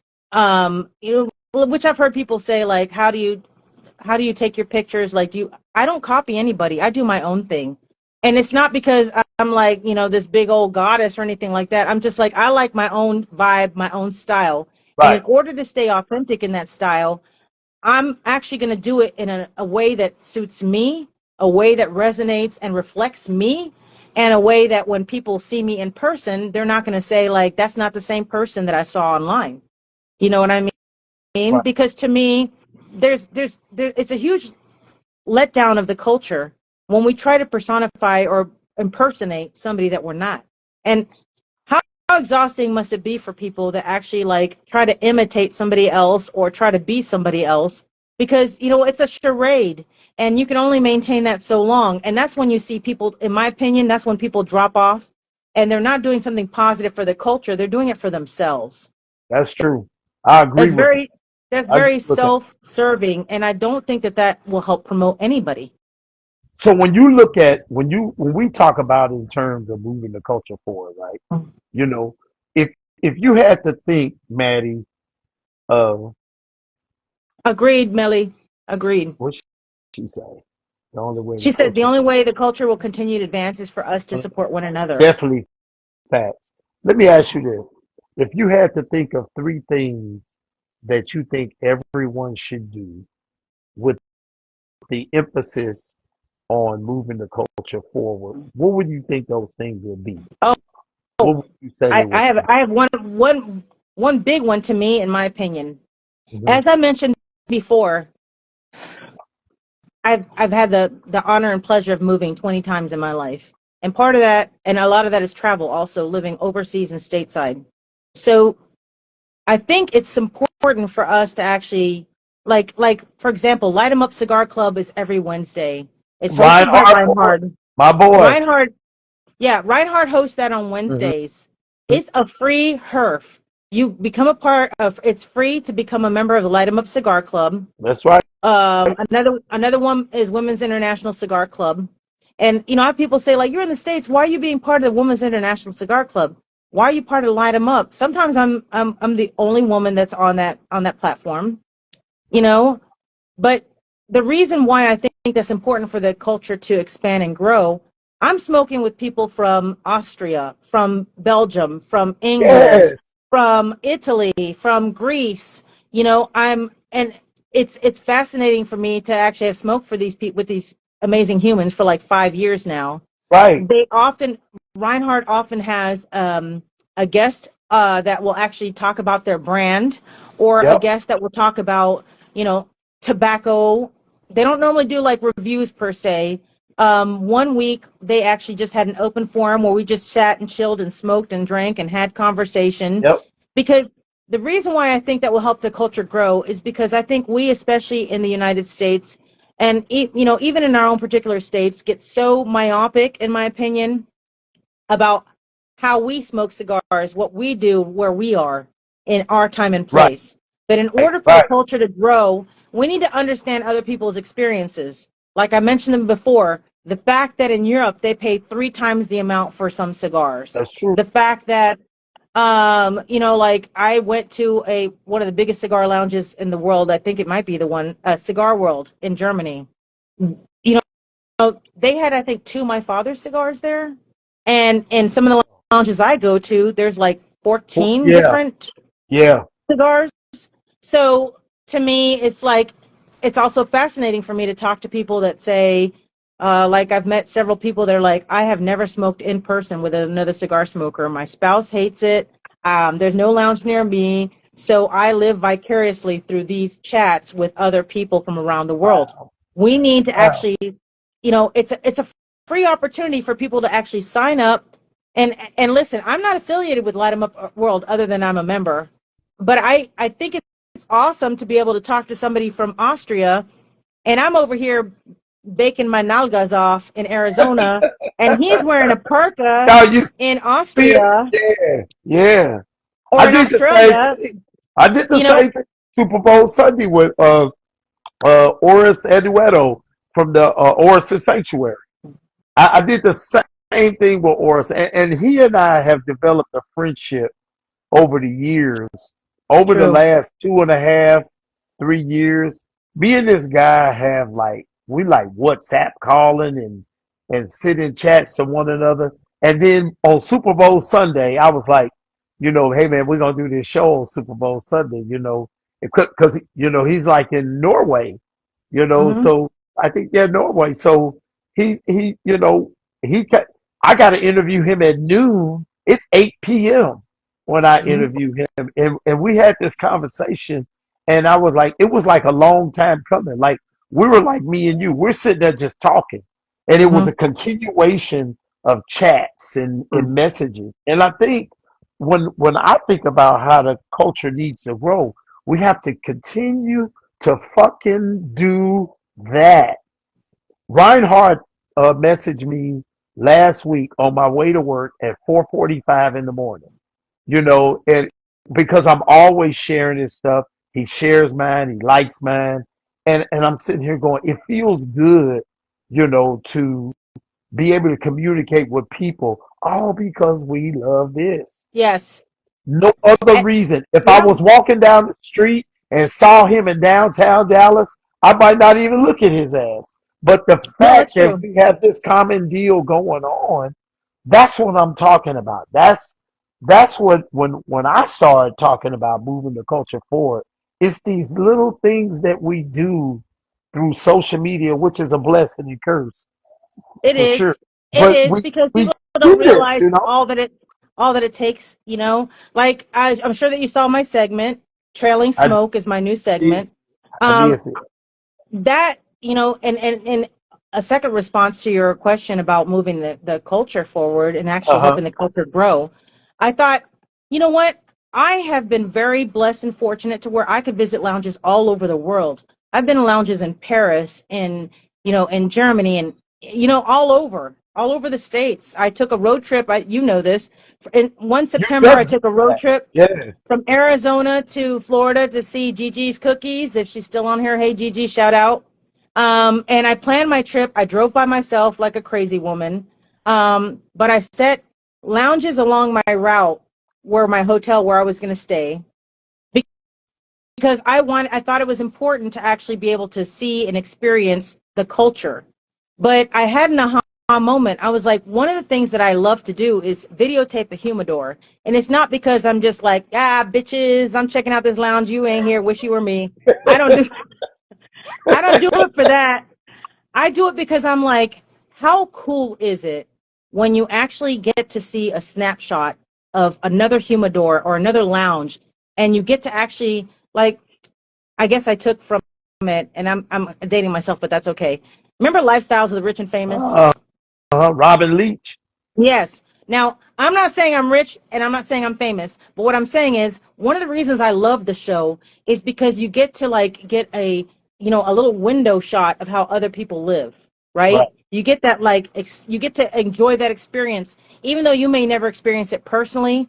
There's something beautiful to me when I post a video of a lounge and I have somebody message me going like, "Well, damn, I'm going there for business next month. Thank you. I'm going to check that lounge out in person because they So when actually." you no so when you and Pete come to Dallas, you ain't gonna look down on me because I live in a trailer park, right? Like when y'all come over No, here to the trailer, no, because I always tell no, everybody I'm in the community center for the trailer right now. When no. y'all come Listen, over, listen. I lived in a trailer once upon a time when I was a kid. It did. Listen, that ain't a thing. yeah, I I just, just want I just, y'all to come I over see here so, to the trailer park and hang out with I see so many people that go like, man, that cigar lounge looks dope. I'm gonna add it to my bucket list to see when I'm in this place or that place. So I started actually videotaping the lounges. I mean the humidors. So now I added a little bit more, taking pictures in the lounge itself, so you can get an idea about the vibe and the setup. So my trailing smoke segment is going to be all about like you're taking almost a virtual experience with me with Cigar Royal so that you could actually see for yourself. Hopefully one day you can come out and see in person, but if not, if you're in Canada and you're like in the cold in Canada and you're like, man, I'm in my backyard smoking and I want to see a lounge, and you can go on my page and say, man, that's pretty cool that somebody has a lounge that has that big a humidor, or you have people that live in Europe that are like, wow, you've got like Fine Ash Cigars, my home cigar lounge. They're seating for 150 people. you. Wow. Wow. So I've actually had people that see pictures of it go like, man, there's 8 seats in my lounge. Like it's so cool to see a place that has a DJ playing and has a cut and light event because we don't have that experience here. So in my small way, I want to help expand the cigar culture by actually making the world a little smaller and having other people experience it through my eyes. And hopefully they'll actually get to feel like they're a part of it. That's kind of how I feel. Of course, I don't live in a trailer park, but a lot of times when people come to town, like Ray True Life comes to town, he and his wife stay here at my home, and shit, hell, I don't even have to be here for them to come stay here, but they'll come and stay, and we get out here on the patio in the backyard, and we smoke and we shoot videos and we do things right because I want when people come to the DFW that I know. I want to be able to invite them. Like I told you and Pete, when you and Pete Mhm. come, you Mhm. guys talk about coming for Dallas Smoke Fest. When you guys come, I'm definitely gonna have a night where y'all just come over. We chill out here on the patio. We light a fire out here, and Mhm. we smoke cigars and drink my wife's famous Brambles. That are Mm. taking out some of the most notable people in the cigar industry they have fallen victim to the Bramble right here on my Okay. patio. So Okay. I look at things like that, but I do that for a reason. It's not about having people at my home. It's about us sharing positive stories about how we come together in the cigar community to make the community grow. I- That's what that's about for me. You Okay, know, so I'm gonna add another element because you said three things, right? three things. So three things. So then we already know about the cigar education, which I think that's also a component about helping in my small way, helping the grow. But I'm not going to actually, I'm going to use a new one. Okay. So we sometimes forget that we're not just some cigar smokers within our culture, but we got daytime jobs and lives, right? So, so to me, I think is an important element within the cigar culture. If you know somebody that's a notary, I have a friend that happens to be a mobile notary, right? So I put her word out, but I'm like, she's also one of my homies that smokes with me. So if somebody's just like, man, I'm looking for notary, I refer her. Take care of your people. I know somebody that owns a bakery that smokes cigars. Hey, check out their bakery. I don't live nearby. They're in Indiana. Go check out their bakery. Referring each other, helping each other grow in that kind of positive way is Right. is is, is to me also an important thing because all of us have something that we do. Same thing with like cigars. I know I have several friends that own cigar brands, and it's like I'll smoke their cigars. I don't actually some of the lounges here don't carry them, so I'll be like, I'll order it online because I'm supporting their small business, right? We help each other grow by supporting the people that we care about, but also about the culture that we care about. Right. So it's like you shop from people, and here's a big part of that. When you're buying from a small business and they're a friend, don't ask for a damn discount. They're trying to struggle and make money too. Man, And I get people hey, all the hey, time you know going what? like, Rewind and say that again. Say just say it again. Just when you're supporting your friend's small business, they're trying to come up and they're trying to make a living too. So you know, I get frustrated when people ask for discounts all the time, and I'm like, listen, I'm actually trying to. I put things at a fair price. I'm not trying to gouge anybody. I'm not trying to rip anybody off. I want to be treated the same way I treat people, right? I on purpose, if I go online and somebody's selling cigars, if they offer a discount, great. I'll be glad with it. But I'm not going to be like, I'll buy that from you if you give me 50% off or you give me a free ticket. Like if I hate you're shit. doing an event, I'm not going to be like, hook me up with your ticket because we're cool. No, I'm going to pay for that ticket because I know that it takes time and effort to actually you know, do what they do. Case in point, when I went to Charlotte Cigar Week, Ray and I were shooting an episode of The Lounge from Charlotte Cigar Week. So we didn't have to pay for tickets. Damon was like, no, y'all don't have to pay for tickets. But both of us bought VIP tickets because it supported the event. And so I was talking to some people, I'm gonna leave nameless, and I was like, yeah, me and Ray bought, Daniel. VIP tickets. They were like, why would you buy VIP tickets? I said, because we supporting this goddamn event. Like, Yeah. we're supporting the event. We're coming out here. We're having a great time. And we're going to get the VIP anyway. But why not support the event? I got, Well, that's how we I, help each other yeah, succeed. I mean, yeah, if somebody tries giving all these discounts out, they're going to be out of business in no time. yeah. And something like an event, people don't realize it takes time and, I mean, mental and physical effort to actually put these things together. And then of course some people want something for nothing, and then they get all salty if they're like, well, but I thought we were cool and you're going to like not give me a discount. It's like, it cost me money to do this, and I'm going to give it to you for half price, so I'm not making a profit. So I may be out of business next week if I give everybody a discount. I I mean, I know a lot said of that about people. my humidors. I said about my humidors, the personalized humidors. I don't think there's anybody else out there doing personalized humidors. But I ain't giving personalized humidors away. Like the only thing I tell people when they ask me for a discount, well, I offer shop pay. You can go in Mhm. there and make payments on it every month and get your humidor. But if I want to Absolutely. grow, if my goal is to be my goal personally is to sell. And you remember when I first started, I was just starting out. I didn't even have products when you interviewed me. But Mhm. but my goal is to offer a LE Blue quality humidor. LE Blue quality products. Not to take anything from Manny Iriarte because I'm a big fan of his. I look at what he does. I message him. Mhm. I ask questions. But my goal eventually, because there's room for all of us to do Mhm. so, is to eventually, and I will. It's not just a goal; it's going to happen. But Mhm. I want to create products that are LE Blue quality products, and I set the bar at LE Blue. Mhm. There's others, but I set the bar at LE Blue, and I say I want to be like this guy. Want to I want to walk the path that he walked. I want to learn and I want to grow Chevalier life to where I'm doing that. I've done pretty well in this short amount of time with my humidors. I've done really well. Funny thing is, I rarely sell humidors in Dallas. I sell them out there where you from.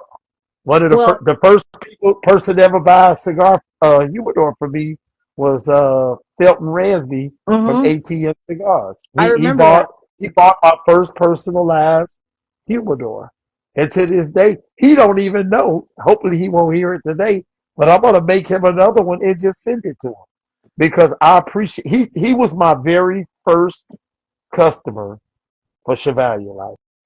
He bought two shirts and then he turned around and bought a humidor. And I was sitting over it. I was sitting out here on the patio in tears. I was like, this dude bought. I was like, dude, he don't even know me, but it, you know, But you know, some of the people, some of our biggest supporters are not your well, friends. Sometimes ain't none of my friends. strangers are more supportive than your Hell own friends yeah, are. friends and family. You know what they say about them. It's and I'll give some more flowers. Daniel, 505 Cigar. Yeah. I went to I Daniel's went amazing. I went to PCA last year for the first time, and Daniel can tell you, him and Michelle Murkison gave me a Mm. pep talk before we walked out on the floor, right? And they were like, "Man, you just this is what they both said. You deserve to be here." Because walking in there, I was so intimidated. I didn't think I deserved to be there. And I remember right after they gave me the pep talk, you don't know this, but we walked into the Crown Heads party, and there you stood. I walked over there and gave you a hug, and I was like, "What's up, buddy?" Because I was so glad to see you. And because at that point, other than the two of them, I didn't know anybody. I was scared. I was literally Well, afraid, it's like kind of shaking. like being at the Oscars of the cigar industry, because there's people that brand owners and other people that actually, cigar blenders and all these people that have actually made their mark in the industry. And I think all of us as humans need to cut it out when we talk about like we're not good enough, because I think we actually get in our own heads, you know, and I think that sometimes we're so concerned about what others think about us that we don't prioritize what we think about ourselves. So that being said, what motivates you and keeps you? How do you move? what is your process to keep you out of that? How do you combat that feeling, that insecurity that you have, or that we have, that we all have? How do you deal with that for yourself? Well, I'll tell you this. One of my big things, which I hadn't mentioned before, but I think some of you might know, is I was a cigar broker at one point. And to me, what motivates me is realizing that once upon a time, women weren't welcome smoking cigars. There's still a stigma sometimes with women smoking cigars. You know, there's some of the wives and girlfriends and, you know, significant others of some people will see us smoking cigars, and you know, we sometimes get like, you know, that stank eye or the attitude unless they get to know us.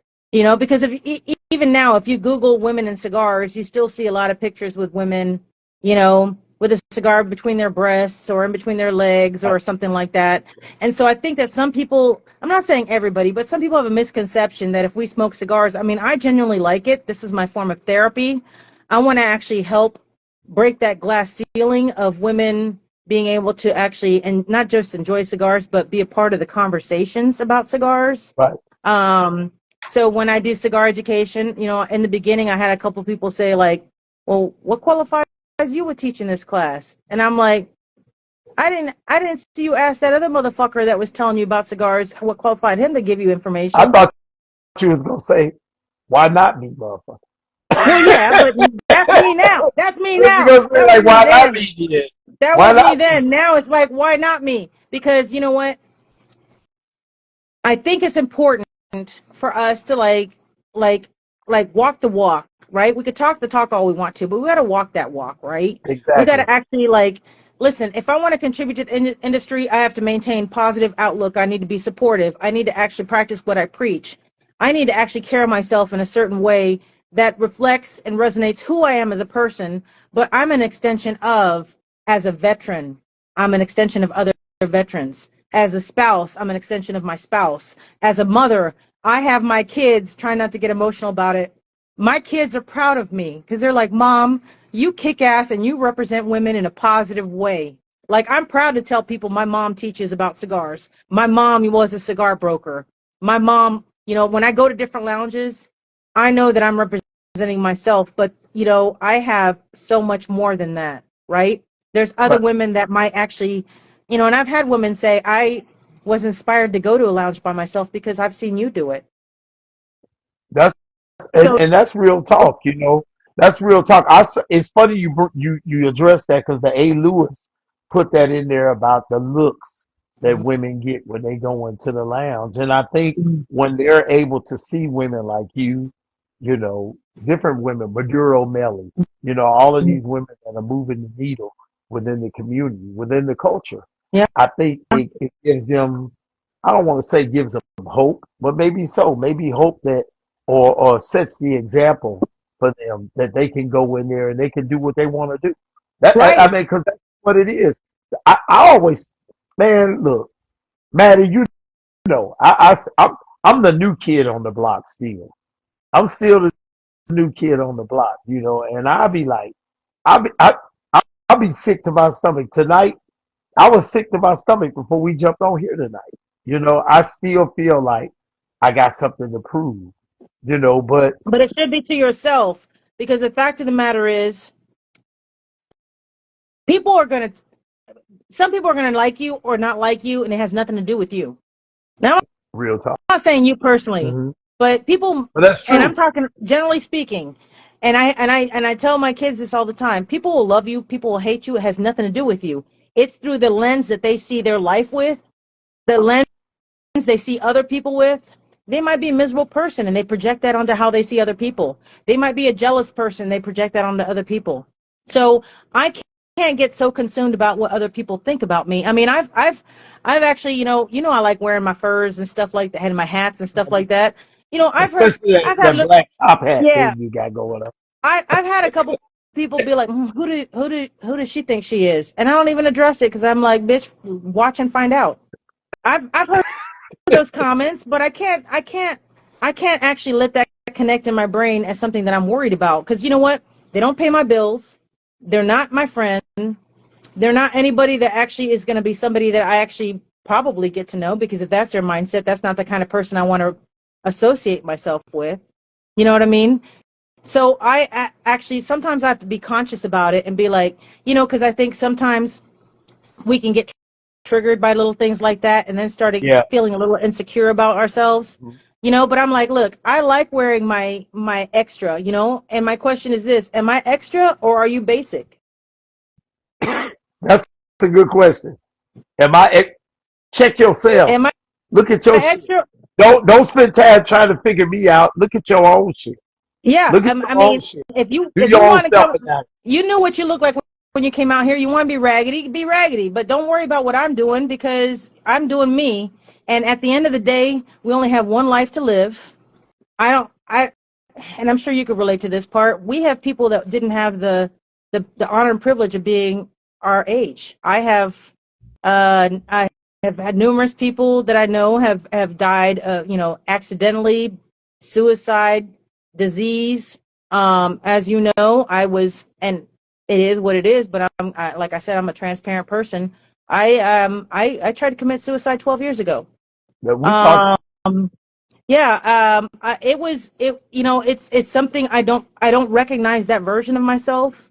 I had gotten myself to a mindset where I felt like those that I love would be better off without me, because I felt worthless, and I felt like, and I'd been living with depression for about probably as long as I could ever remember. And I felt like that I was such a burden that my those that love me would be better off without me. That I was just such a burden that I was bringing them down, that they would actually flourish without me, which was of course faulty thinking. But sometimes your brain lies to you, Yeah. you Yeah. know. You And know, Maddie, the thing about that though, and I appreciate you putting that out there because I would have never went there. But for me, this is what conversation with Chevalier is all about. I'm gonna tell you why, because I'm kind of segueing over, but I'm not. The I the fact that you brought that up, everybody that's watching this right now should be like really taking stock of their life. We spend so much time in our lives looking at other people, thinking that they got it all going on, right? And then somebody makes a statement like you just made, and it makes us, it stops us. Like for me, it stops me and makes me go, God damn, all this time I'm being so self-critical. I don't even know what somebody else is going through. that is very true. I think part of it is, very honestly, our society, and we grew up in a time where there's so many elephants in the proverbial room, right? Right, We didn't talk about depression. We didn't talk about miscarriages. We didn't talk about adultery. We didn't talk about job loss. We didn't talk about bankruptcy. We didn't talk domestic about violence. anything. We Right, we didn't talk about domestic violence, which I'm also a survivor of domestic violence. We didn't talk about PTSD. We didn't talk about those things. Those were the kind of things that what goes on at home stays at home. And even at home, you weren't allowed to have those kind of conversations. You know what I mean? right, And our society had actually normalized that's how things were. And so I think, and I'm not blaming society, I'm just saying it's evolved to a point where now we can have candid conversations about stuff that actually matters, where you can actually, I think it's important because we know that we're not alone, yeah, right? when when I know, like, we all of us here can say they know somebody that died of cancer. We can all say we know somebody that's triggered by, that has anxiety, or has, you know some kind of emotional, mental challenges in their life. Somebody that has a special needs child. Once upon a time, special needs children were hidden away from society because yep, people were embarrassed to actually um, tell anybody that they had a child that was had special needs, right? That needed accommodations. So now we've evolved to a point where now we can have these conversations so that people can actually open their eyes and see, how life has evolved, and that we are human, and that we can connect with other people that, we may not relate to that situation. Like, somebody may not know how I felt at the time. And like I said, I I was in a domestic violence situation. I was so mentally and physically abused that some things still carry over to this very day. Um, there was a year and a half that I was dating Pete. I had been divorced for 2 years from my ex. So my husband, for a year and a half, I carried bags of clothes and toiletries in the trunk of my car in case I needed to escape. Wow. So that was the kind of thing that I like. And I had told a family member what I was going through at the time, and their old school response to me, because it was somebody that I won't name who, but somebody that's in my family, my foundation family, I call it, right? They told me, what are you doing to piss them off? So that reinforced to me that I was doing something wrong, that I was my own fault. It was my own fault that I was getting my ass beat, that I was actually, you know what I mean, not getting food, getting, you know, mentally and physically abused because I did something. And that was the mindset that I actually had. You know, that's why I stayed as long as I did. You know, and people could say all day long, and oh, I would never stay in that situation. You don't understand. And say I what you was, I will was do until you're in. right. I was active duty at the time. I was kicking ass. I was on the I was doing well at work. I was, you know, very I mean, I worked hard and I got awards for being Airman of the Quarter. You know, I got distinguished graduate from Airman Leadership School. I did all these amazing things on the outside. So on the outside, people saw this smiling, sharp ass airman doing my shit, right? They didn't know that behind the scenes that I was actually like struggling every day to even get up and actually like try to be perfect. You know that movie, Sleeping with the Enemy? Yeah, yeah. Okay. Julia With Roberts Julia and here. Roberts. Yeah, I literally, my ex would actually throw, like when I put the groceries away, he'd throw all the cans and everything like that off the shelves and make me put them up there, line them up so all the labels are lined up. he was in the military. No, he was not. He was law enforcement, ironically. Oh, same fucking thing. But He was tripping. but but the crazy thing is that's how it I still do that now. I mean, I'm not over obsessed about it, but like when I put my groceries away, my family says they'll help me and that they know I got it because I line everything up. I put, you know, all the corn all lined up with the labels forward, and yes, I know that it's a thing that actually, you know, I know it's a mental thing. I know it is, but it's something that actually has become so ingrained in me that it's actually almost natural for me to do it. I don't think I'm doing it because I might get my ass beat. That's not how I'm doing it, It's just but how I'm doing it because you've I was assimilated and you've right, started. Yeah, your thought process is you found a way to make that the norm. right. Now, if it's not that way, now it doesn't look right to me because I was doing it for such a long period of time. I was actually, you know, putting that mindset. Now, there's other things, you know, like I know, you know, looking back, I'm like, I know that that wasn't healthy, that that wasn't normal, that I was being abused. And I have gone to therapy, which is important. But, you know, people just don't realize how short life is. I mean, I have an aunt right now. We went to visit family in New York. Her and her husband been married for 55 years, and she has developed dementia to a point where they can't travel. He has to put her in a home because he's afraid for her safety, and he's working. He can't take care of her full time the way he needs to, so he needs help. But what that did for me is I'm like, man, she didn't remember me. I texted her, she didn't know who it was. Wow. So, so that kind of thing, you know, you have a couple choices in life with everything, right?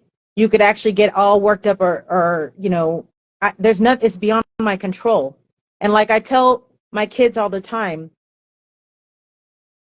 sometimes we need to look at things and say, I can't control this situation.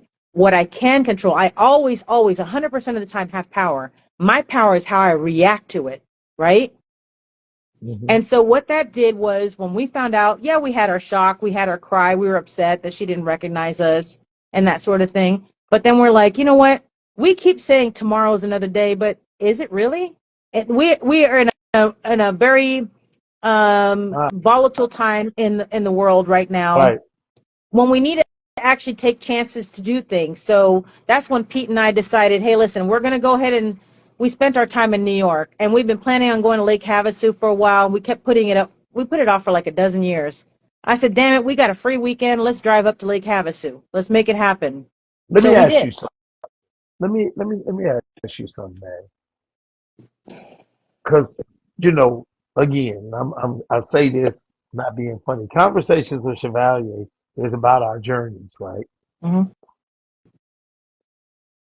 When you take all of what we just talked about, if you take everything we've talked about in the last 2 hours, because we've been on here 2 hours, it feels like about Oh, an hour. damn. It Damn. don't it don't feel like it's 9:02 here, which is like 7:02 there where you are. When you take all of that and you put it in a bowl and you mix it up and you look at your journey as it relates to where you are with cigar. Because at the end of the day, all of us that are on here, we have become so ingrained in this community, it's become a part of us, Mhm. right? When you take all of this that you've been through, and I didn't know some of this, so it's something to hear it tonight. When you put all of this together, what do you what do you think of how do you view yourself as the person that you are within the community today? And all of those experiences, when you couple it all together, how does it make you move in your journey within the cigar community? I move with conscious intention. Mm, I move mm, with conscious intention. And what that means to me is when I put something out there, I know it's a reflection of me as a human, as Maddie, as Madeline, as Cigar Royal, as whatever you want to put it. So I want to make sure it's something that I'm proud of, something that reflects me, something that contributes positively to the people that I love and the people around me, to my circle of influence, if you will. Not that I have that much influence, but what I mean is the people that I can touch in one way, directly or indirectly, right? So at the end of the day, you look at it and you're like, there's two, without getting too, like, I mean, it may sound like it's really deep, but when you look at a gravestone, you see two dates: date of birth and date of death. right. There's a dash in the middle. That dash is what we're living, right? That's One true. day, one day, regardless of the choices that I make, I'm going to be gone and I won't know what's going on afterwards. So the time that I have here, I need to make the most of it for myself, for those that I love, and try to make a positive impact in any way that I can. So for me, like a simple thing, like I mentioned before, being a cigar broker in the industry, there's so much work to be done there. I don't think female cigar brokers are treated the same. I don't think that we have gotten the same kind of um, and I'm not saying that everybody, but some of the people are more than happy to have me do their marketing and whatnot. But then as far as, selling cigars, if they're not going to pay me what they pay a guy that's doing the same job, that's a problem for me. You know, I ain't gonna name the if company no, because I know where you at, but yeah, I ain't yeah, doing it. no, and But I know what you're I talking about. appreciate that because that's Yeah, not how I roll. But right. so I think if there's any way that I could help impact, I mean, I actually built a whole database of all the cigar brands. I mean, all the cigar lounges in Arizona, and I did one for New Mexico. The points of contact, addresses, how they prefer to be contacted, and everything. I shared that for free with other cigar brokers that might want to come into my territory, into this territory, because I'm not a cigar broker anymore. The reason why I did that, because the few people that I know that did that were like, damn, girl, that was dumb. You should have sold that shit. And I was like, you know what? If I could actually help them as a young cigar brand grow by giving them the information that I did with my own blood, sweat, and tears, I know and they know that I did it. I didn't ask for cigars and I didn't receive any. I didn't ask for money and I didn't get any. So I have two choices, right? I could actually be salty about it and be like, damn, they should have hooked me up. Or I could sit there and say, you know what? At the end of the day, I can look in the mirror and I can sleep at night knowing I did positively something for somebody else. And hopefully they appreciate it. We can't control what other people say and do. So I can't force them to appreciate it. And, some of them have been kind of, they've been cool about it, going like, man, that was cool. But at the end of the day, I did something that I helped to promote the boutique cigars, you know, and Wow. actually, and I think it was, to me, it was impactful. At the end of the day, when Madeline's just a memory, I want people to know that I did something positive. I was, that was my Excuse next me. question for you. So as we wrap up conversations with Chevalier, I usually will ask a question like, "What do you want people to remember about you?" But that's not what I'm getting ready to do right now. I'm, That would be too easy, I'm damn gonna, it. that'd be too fucking easy. What I'm gonna do is a little something Excuse me. different. So I'm gonna tell you about what you've meant to me in my journey. First of all, I have to thank you because if it wasn't for you and Ray True Life, there would be no conversations with Chevalier. And I chose to interview you as my last interview for Women's History Month because for me, Maddie, you are iconic in so many ways. Thank you. There are there hasn't been many people for me that have poured into me the way that you have. And the thing is, it's not something that you've done daily. It's the things that you've done over time that have been meaningful that I don't even believe you knew were so meaningful for me. So when you first interviewed me years ago, 2022, when you interviewed me that first time, when I was more of a member of the classic men. I was doing the suits and the whole thing I was doing, but I was kind of establishing my presence within the cigar community. I had no idea where I was going or what I was doing. And during that interview, you gave me so many nuggets, so much advice about how to move, how not to worry about what people think about me. Because, that was a big thing that I was really worried about. And I've sat back and I've watched the examples that you've set. I've had the conversations with people that know you, that are people that are bigger than you and I. You know, the ladies of the Sister of the League Global, different people. I'm not gonna call them all out. At the end of the day, I've I've sat back and I've watched, and I remember when you dipped off of social media for a long time, almost a year, and having a conversation, seeing you and having a conversation. What the fuck you been? Oh, I had this going on.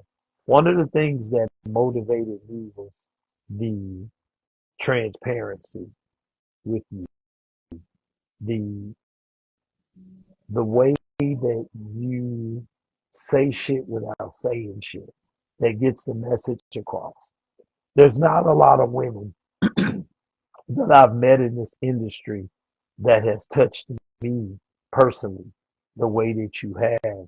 And the only thing that I can do is say thank you. Because if you remember, I was afraid. I had a deep seated fear about doing the things that I'm doing. And because of you, because of Ray, I was able to move past that fear. For some people, that may not mean a lot. I'm a Marine. I've I've done a lot. I've traveled the world. I've seen a lot. I've experienced a lot of pain. I've experienced at a young age a lot of things that I didn't quite understand at the time, and I had to trust that I would learn the lessons from it later on as I moved through my life. And at almost 58, I'll be 58 on July 4th. I gotta say that in the cigar community, no other woman has taught me as much as you have through your examples. Thank you. I'm Thank you for saying proud. that. I am proud to say that I know you. I'm proud that I can call you my friend. I am proud of you for being as transparent and with a lack of fear. but more with this resounding intentionality that you have to let your story educate and empower women within the cigar community. You have done that, my sister. Thank, You have done it. I can say it. I say it from the bottom of my heart. I didn't plan on saying this shit to you thank you. tonight, but I gotta put it out there because for me, watching you, seeing your daughter even moving into the cigar community and you and Pete allowing her to experience it without putting your foot on her shoulder, giving her the opportunity to go out there in Arizona and learn and look at her now. Where she was when she first started, she's in a Yeah. whole nother place now. Yeah. I think it speaks volumes about the contributions that women make to the cigar community. And anybody that knows me knows that I've been a big supporter of women and wanting to Yes. understand the journey that you guys have within the cigar culture because I realize that it's difficult. Everybody wants to see the girl with the cigar between her tits, like you said Mhm. earlier. Mhm. But but people are afraid to to dive in and have the conversations with the women that have had to struggle and go through the ebbs and flows that life kind of puts on them as they're moving through the community. And I gotta acknowledge right now, as this being my last show for Women's History Month, that I've come to understand the contributions of women within this culture. It didn't start with the influences. It started with the chicks that were out there in the fields and they were picking the tobacco, they were rolling the tobacco, they were sampling, they were helping create the blends, and then they had to quietly sit back and watch the men take all the credit, right? So for me tonight, it has been my biggest honor to have you on Conversations with Chevalier. It may not resonate with some people what we've been talking about tonight, but for fucking me, it means everything to me because, like I said, if it wasn't for you and Ray True Life, I wouldn't be doing this at all. And I thank you for believing in me enough to have me on your show some years ago. Evidently, well, it ain't evidently because you said it. There were some things you saw in me that I didn't see in myself. I didn't see it in myself. And I struggle with that now. I struggle with it now. But it's because of my relationships with people like you that will make me say, no matter what it looks like, whether I got 6 people on the live or 700, then I'm gonna keep doing what I'm doing. And you, my friend, are a pioneer, what I define as a pioneer within this. And I am so honored and thankful that you decided to accept my invitation for Conversations with Chevalier. Thank you. That means the world to me. I appreciate you. And I'm super proud of you. I think that, you know, with these kind of conversations, I think it's important for us to actually learn from each other, understand each other. And in that way, we could actually help not just each other grow, but the industry grow as a whole, right? In a more, in a positive and impactful way, as I like to say, with conscious intention. So thank you so much for actually giving me my flowers because, you know, sometimes, you know, when somebody passes away, you know, everybody's quick to like give flowers when they're gone. It's just like, wow, you didn't say shit to them when they were alive. They didn't know that. They needed to know that when they were living, you They know? didn't give a shit. That's because No, they didn't give no, you know, a it's true. And shit. you know what? And I appreciate that so much because I remember at one point you were very candid and transparent when you were talking about that you had a family member that passed away that you look up to. Yeah, And you were like, I don't know what to do. I feel lost because he's gone. And I remember when we had that conversation and I said, you know what? But Yuel, here's the thing. He gave you so many tools and so much support and he helped you grow in ways that you can actually carry and stand on his shoulders and continue that, you know, and be that person for someone else. And yeah, if at the end of the day, if it's only one person that feels impacted by the things that I try to do, I know that I actually have been true to myself and hopefully did things, like I said, people won't remember what you said or what you did. They'll remember how you made them feel. That's real So talk. I didn't have crying on my bingo card. So, Well, but I'm gonna thank tell you. you this. I'm gonna say this to you, and then I'm gonna run the music, and then we gonna vibe to it and blow a little smoke. And I think I might even do a fucking toast. But I want to tell you this: is that you know, uh, my my journey uh, with the cigar culture hasn't been easy. I've had to figure out ways. I'm a dad. I got 5 kids. I got a wife.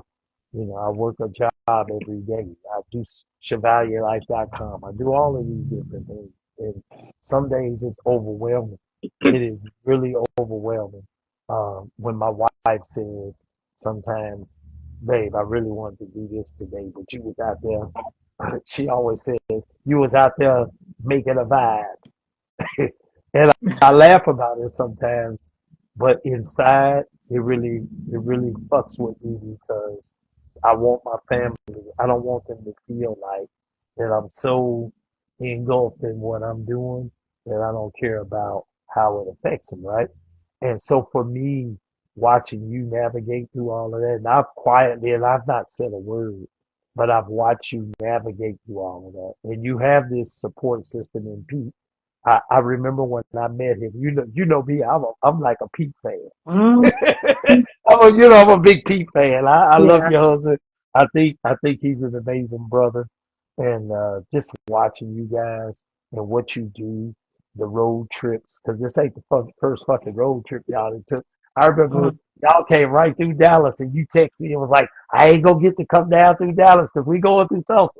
I yeah, remember that, yeah, and we drove all the way to North Carolina from yeah. Arizona. Yeah, y'all drove all the way to Charlotte. I was like, there's no fucking way. Because I was about to change my mind about going to Charlotte Scar Week. And I was like, there's no way for them to drive all the way from their house to Charlotte. Me and Ray about to get in this rental car and we going to drive all the way to Charlotte. Because if there wasn't one thing that I wanted to do, I wanted to make sure that I had FaceTime with you. And it Thank you. happened. It happened. And it was a blessing for me. And It was this is, awesome for meeting you and me, your wife it was, and it Ray. was amazing. And this is for me what Conversations with Chevalier is about. This is what the Chevalier lifestyle is about. This is what cigar culture and community means to me. And again, I just gotta say thank you. Let me tell you what I'm about to do. I'm a big Oh, guy, right? mhm. I'm a big music guy. So before we roll out of here, I'm gonna do a toast. I gotta pour a little Woodford. You Yeah, still got that Angry Orchard? I do. All right, so we're gonna do a little toast. I'm gonna roll my theme music, and normally I would try to be smooth and have this shit all rolling, but I don't care about that because it's conversations with Chevalier, so I can do what I want to do on my Yes, show. I'm gonna yes, play my sir. music, and uh, and we're gonna do our thing tonight, and we're just gonna like vibe out, relax. I wanna raise a toast to you, my friend. Thank you for everything that you've done for me.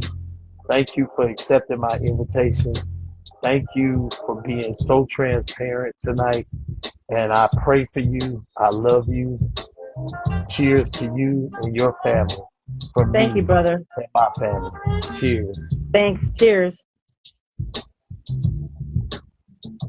So And y'all, this has here's been to conversation. us. Wait a Oh, minute. Here's to oh, us. hell no. Come on. Here's to us and those like us and those that want to be like us. Let's get it. Cheers. Blessings to everybody. This has been Conversations with Chevalier. This is my last show of the Women's History segment. Stay tuned. April 7th, I'm coming back with a pretty cool guest on April 7th. He was on the lounge with us the other night. This is what we do. We smoke, we sip, we sing to the music, and occasionally savor the cuisine. I gotta do what I've been doing lately. Mr. Philip Doc Martin, saxophonist, smooth jazz artist. Thank you for allowing me to use your song as my theme music for the show. This is my favorite song, and it sets the vibe for Conversations with Chevalier. And thank you Thank to y'all. everybody that tuned in. Thank you. Yeah, thank y'all. And hey, me and you gonna do something else together real soon. I'm gonna call you by the weekend, and we're gonna do something else. I got an idea. But hey, y'all, this is what we do. We vibe, we groove to the jazz, and we chill. Y'all have a safe rest of your week. This has been Conversations with Chevalier. I'm a little messed up tonight.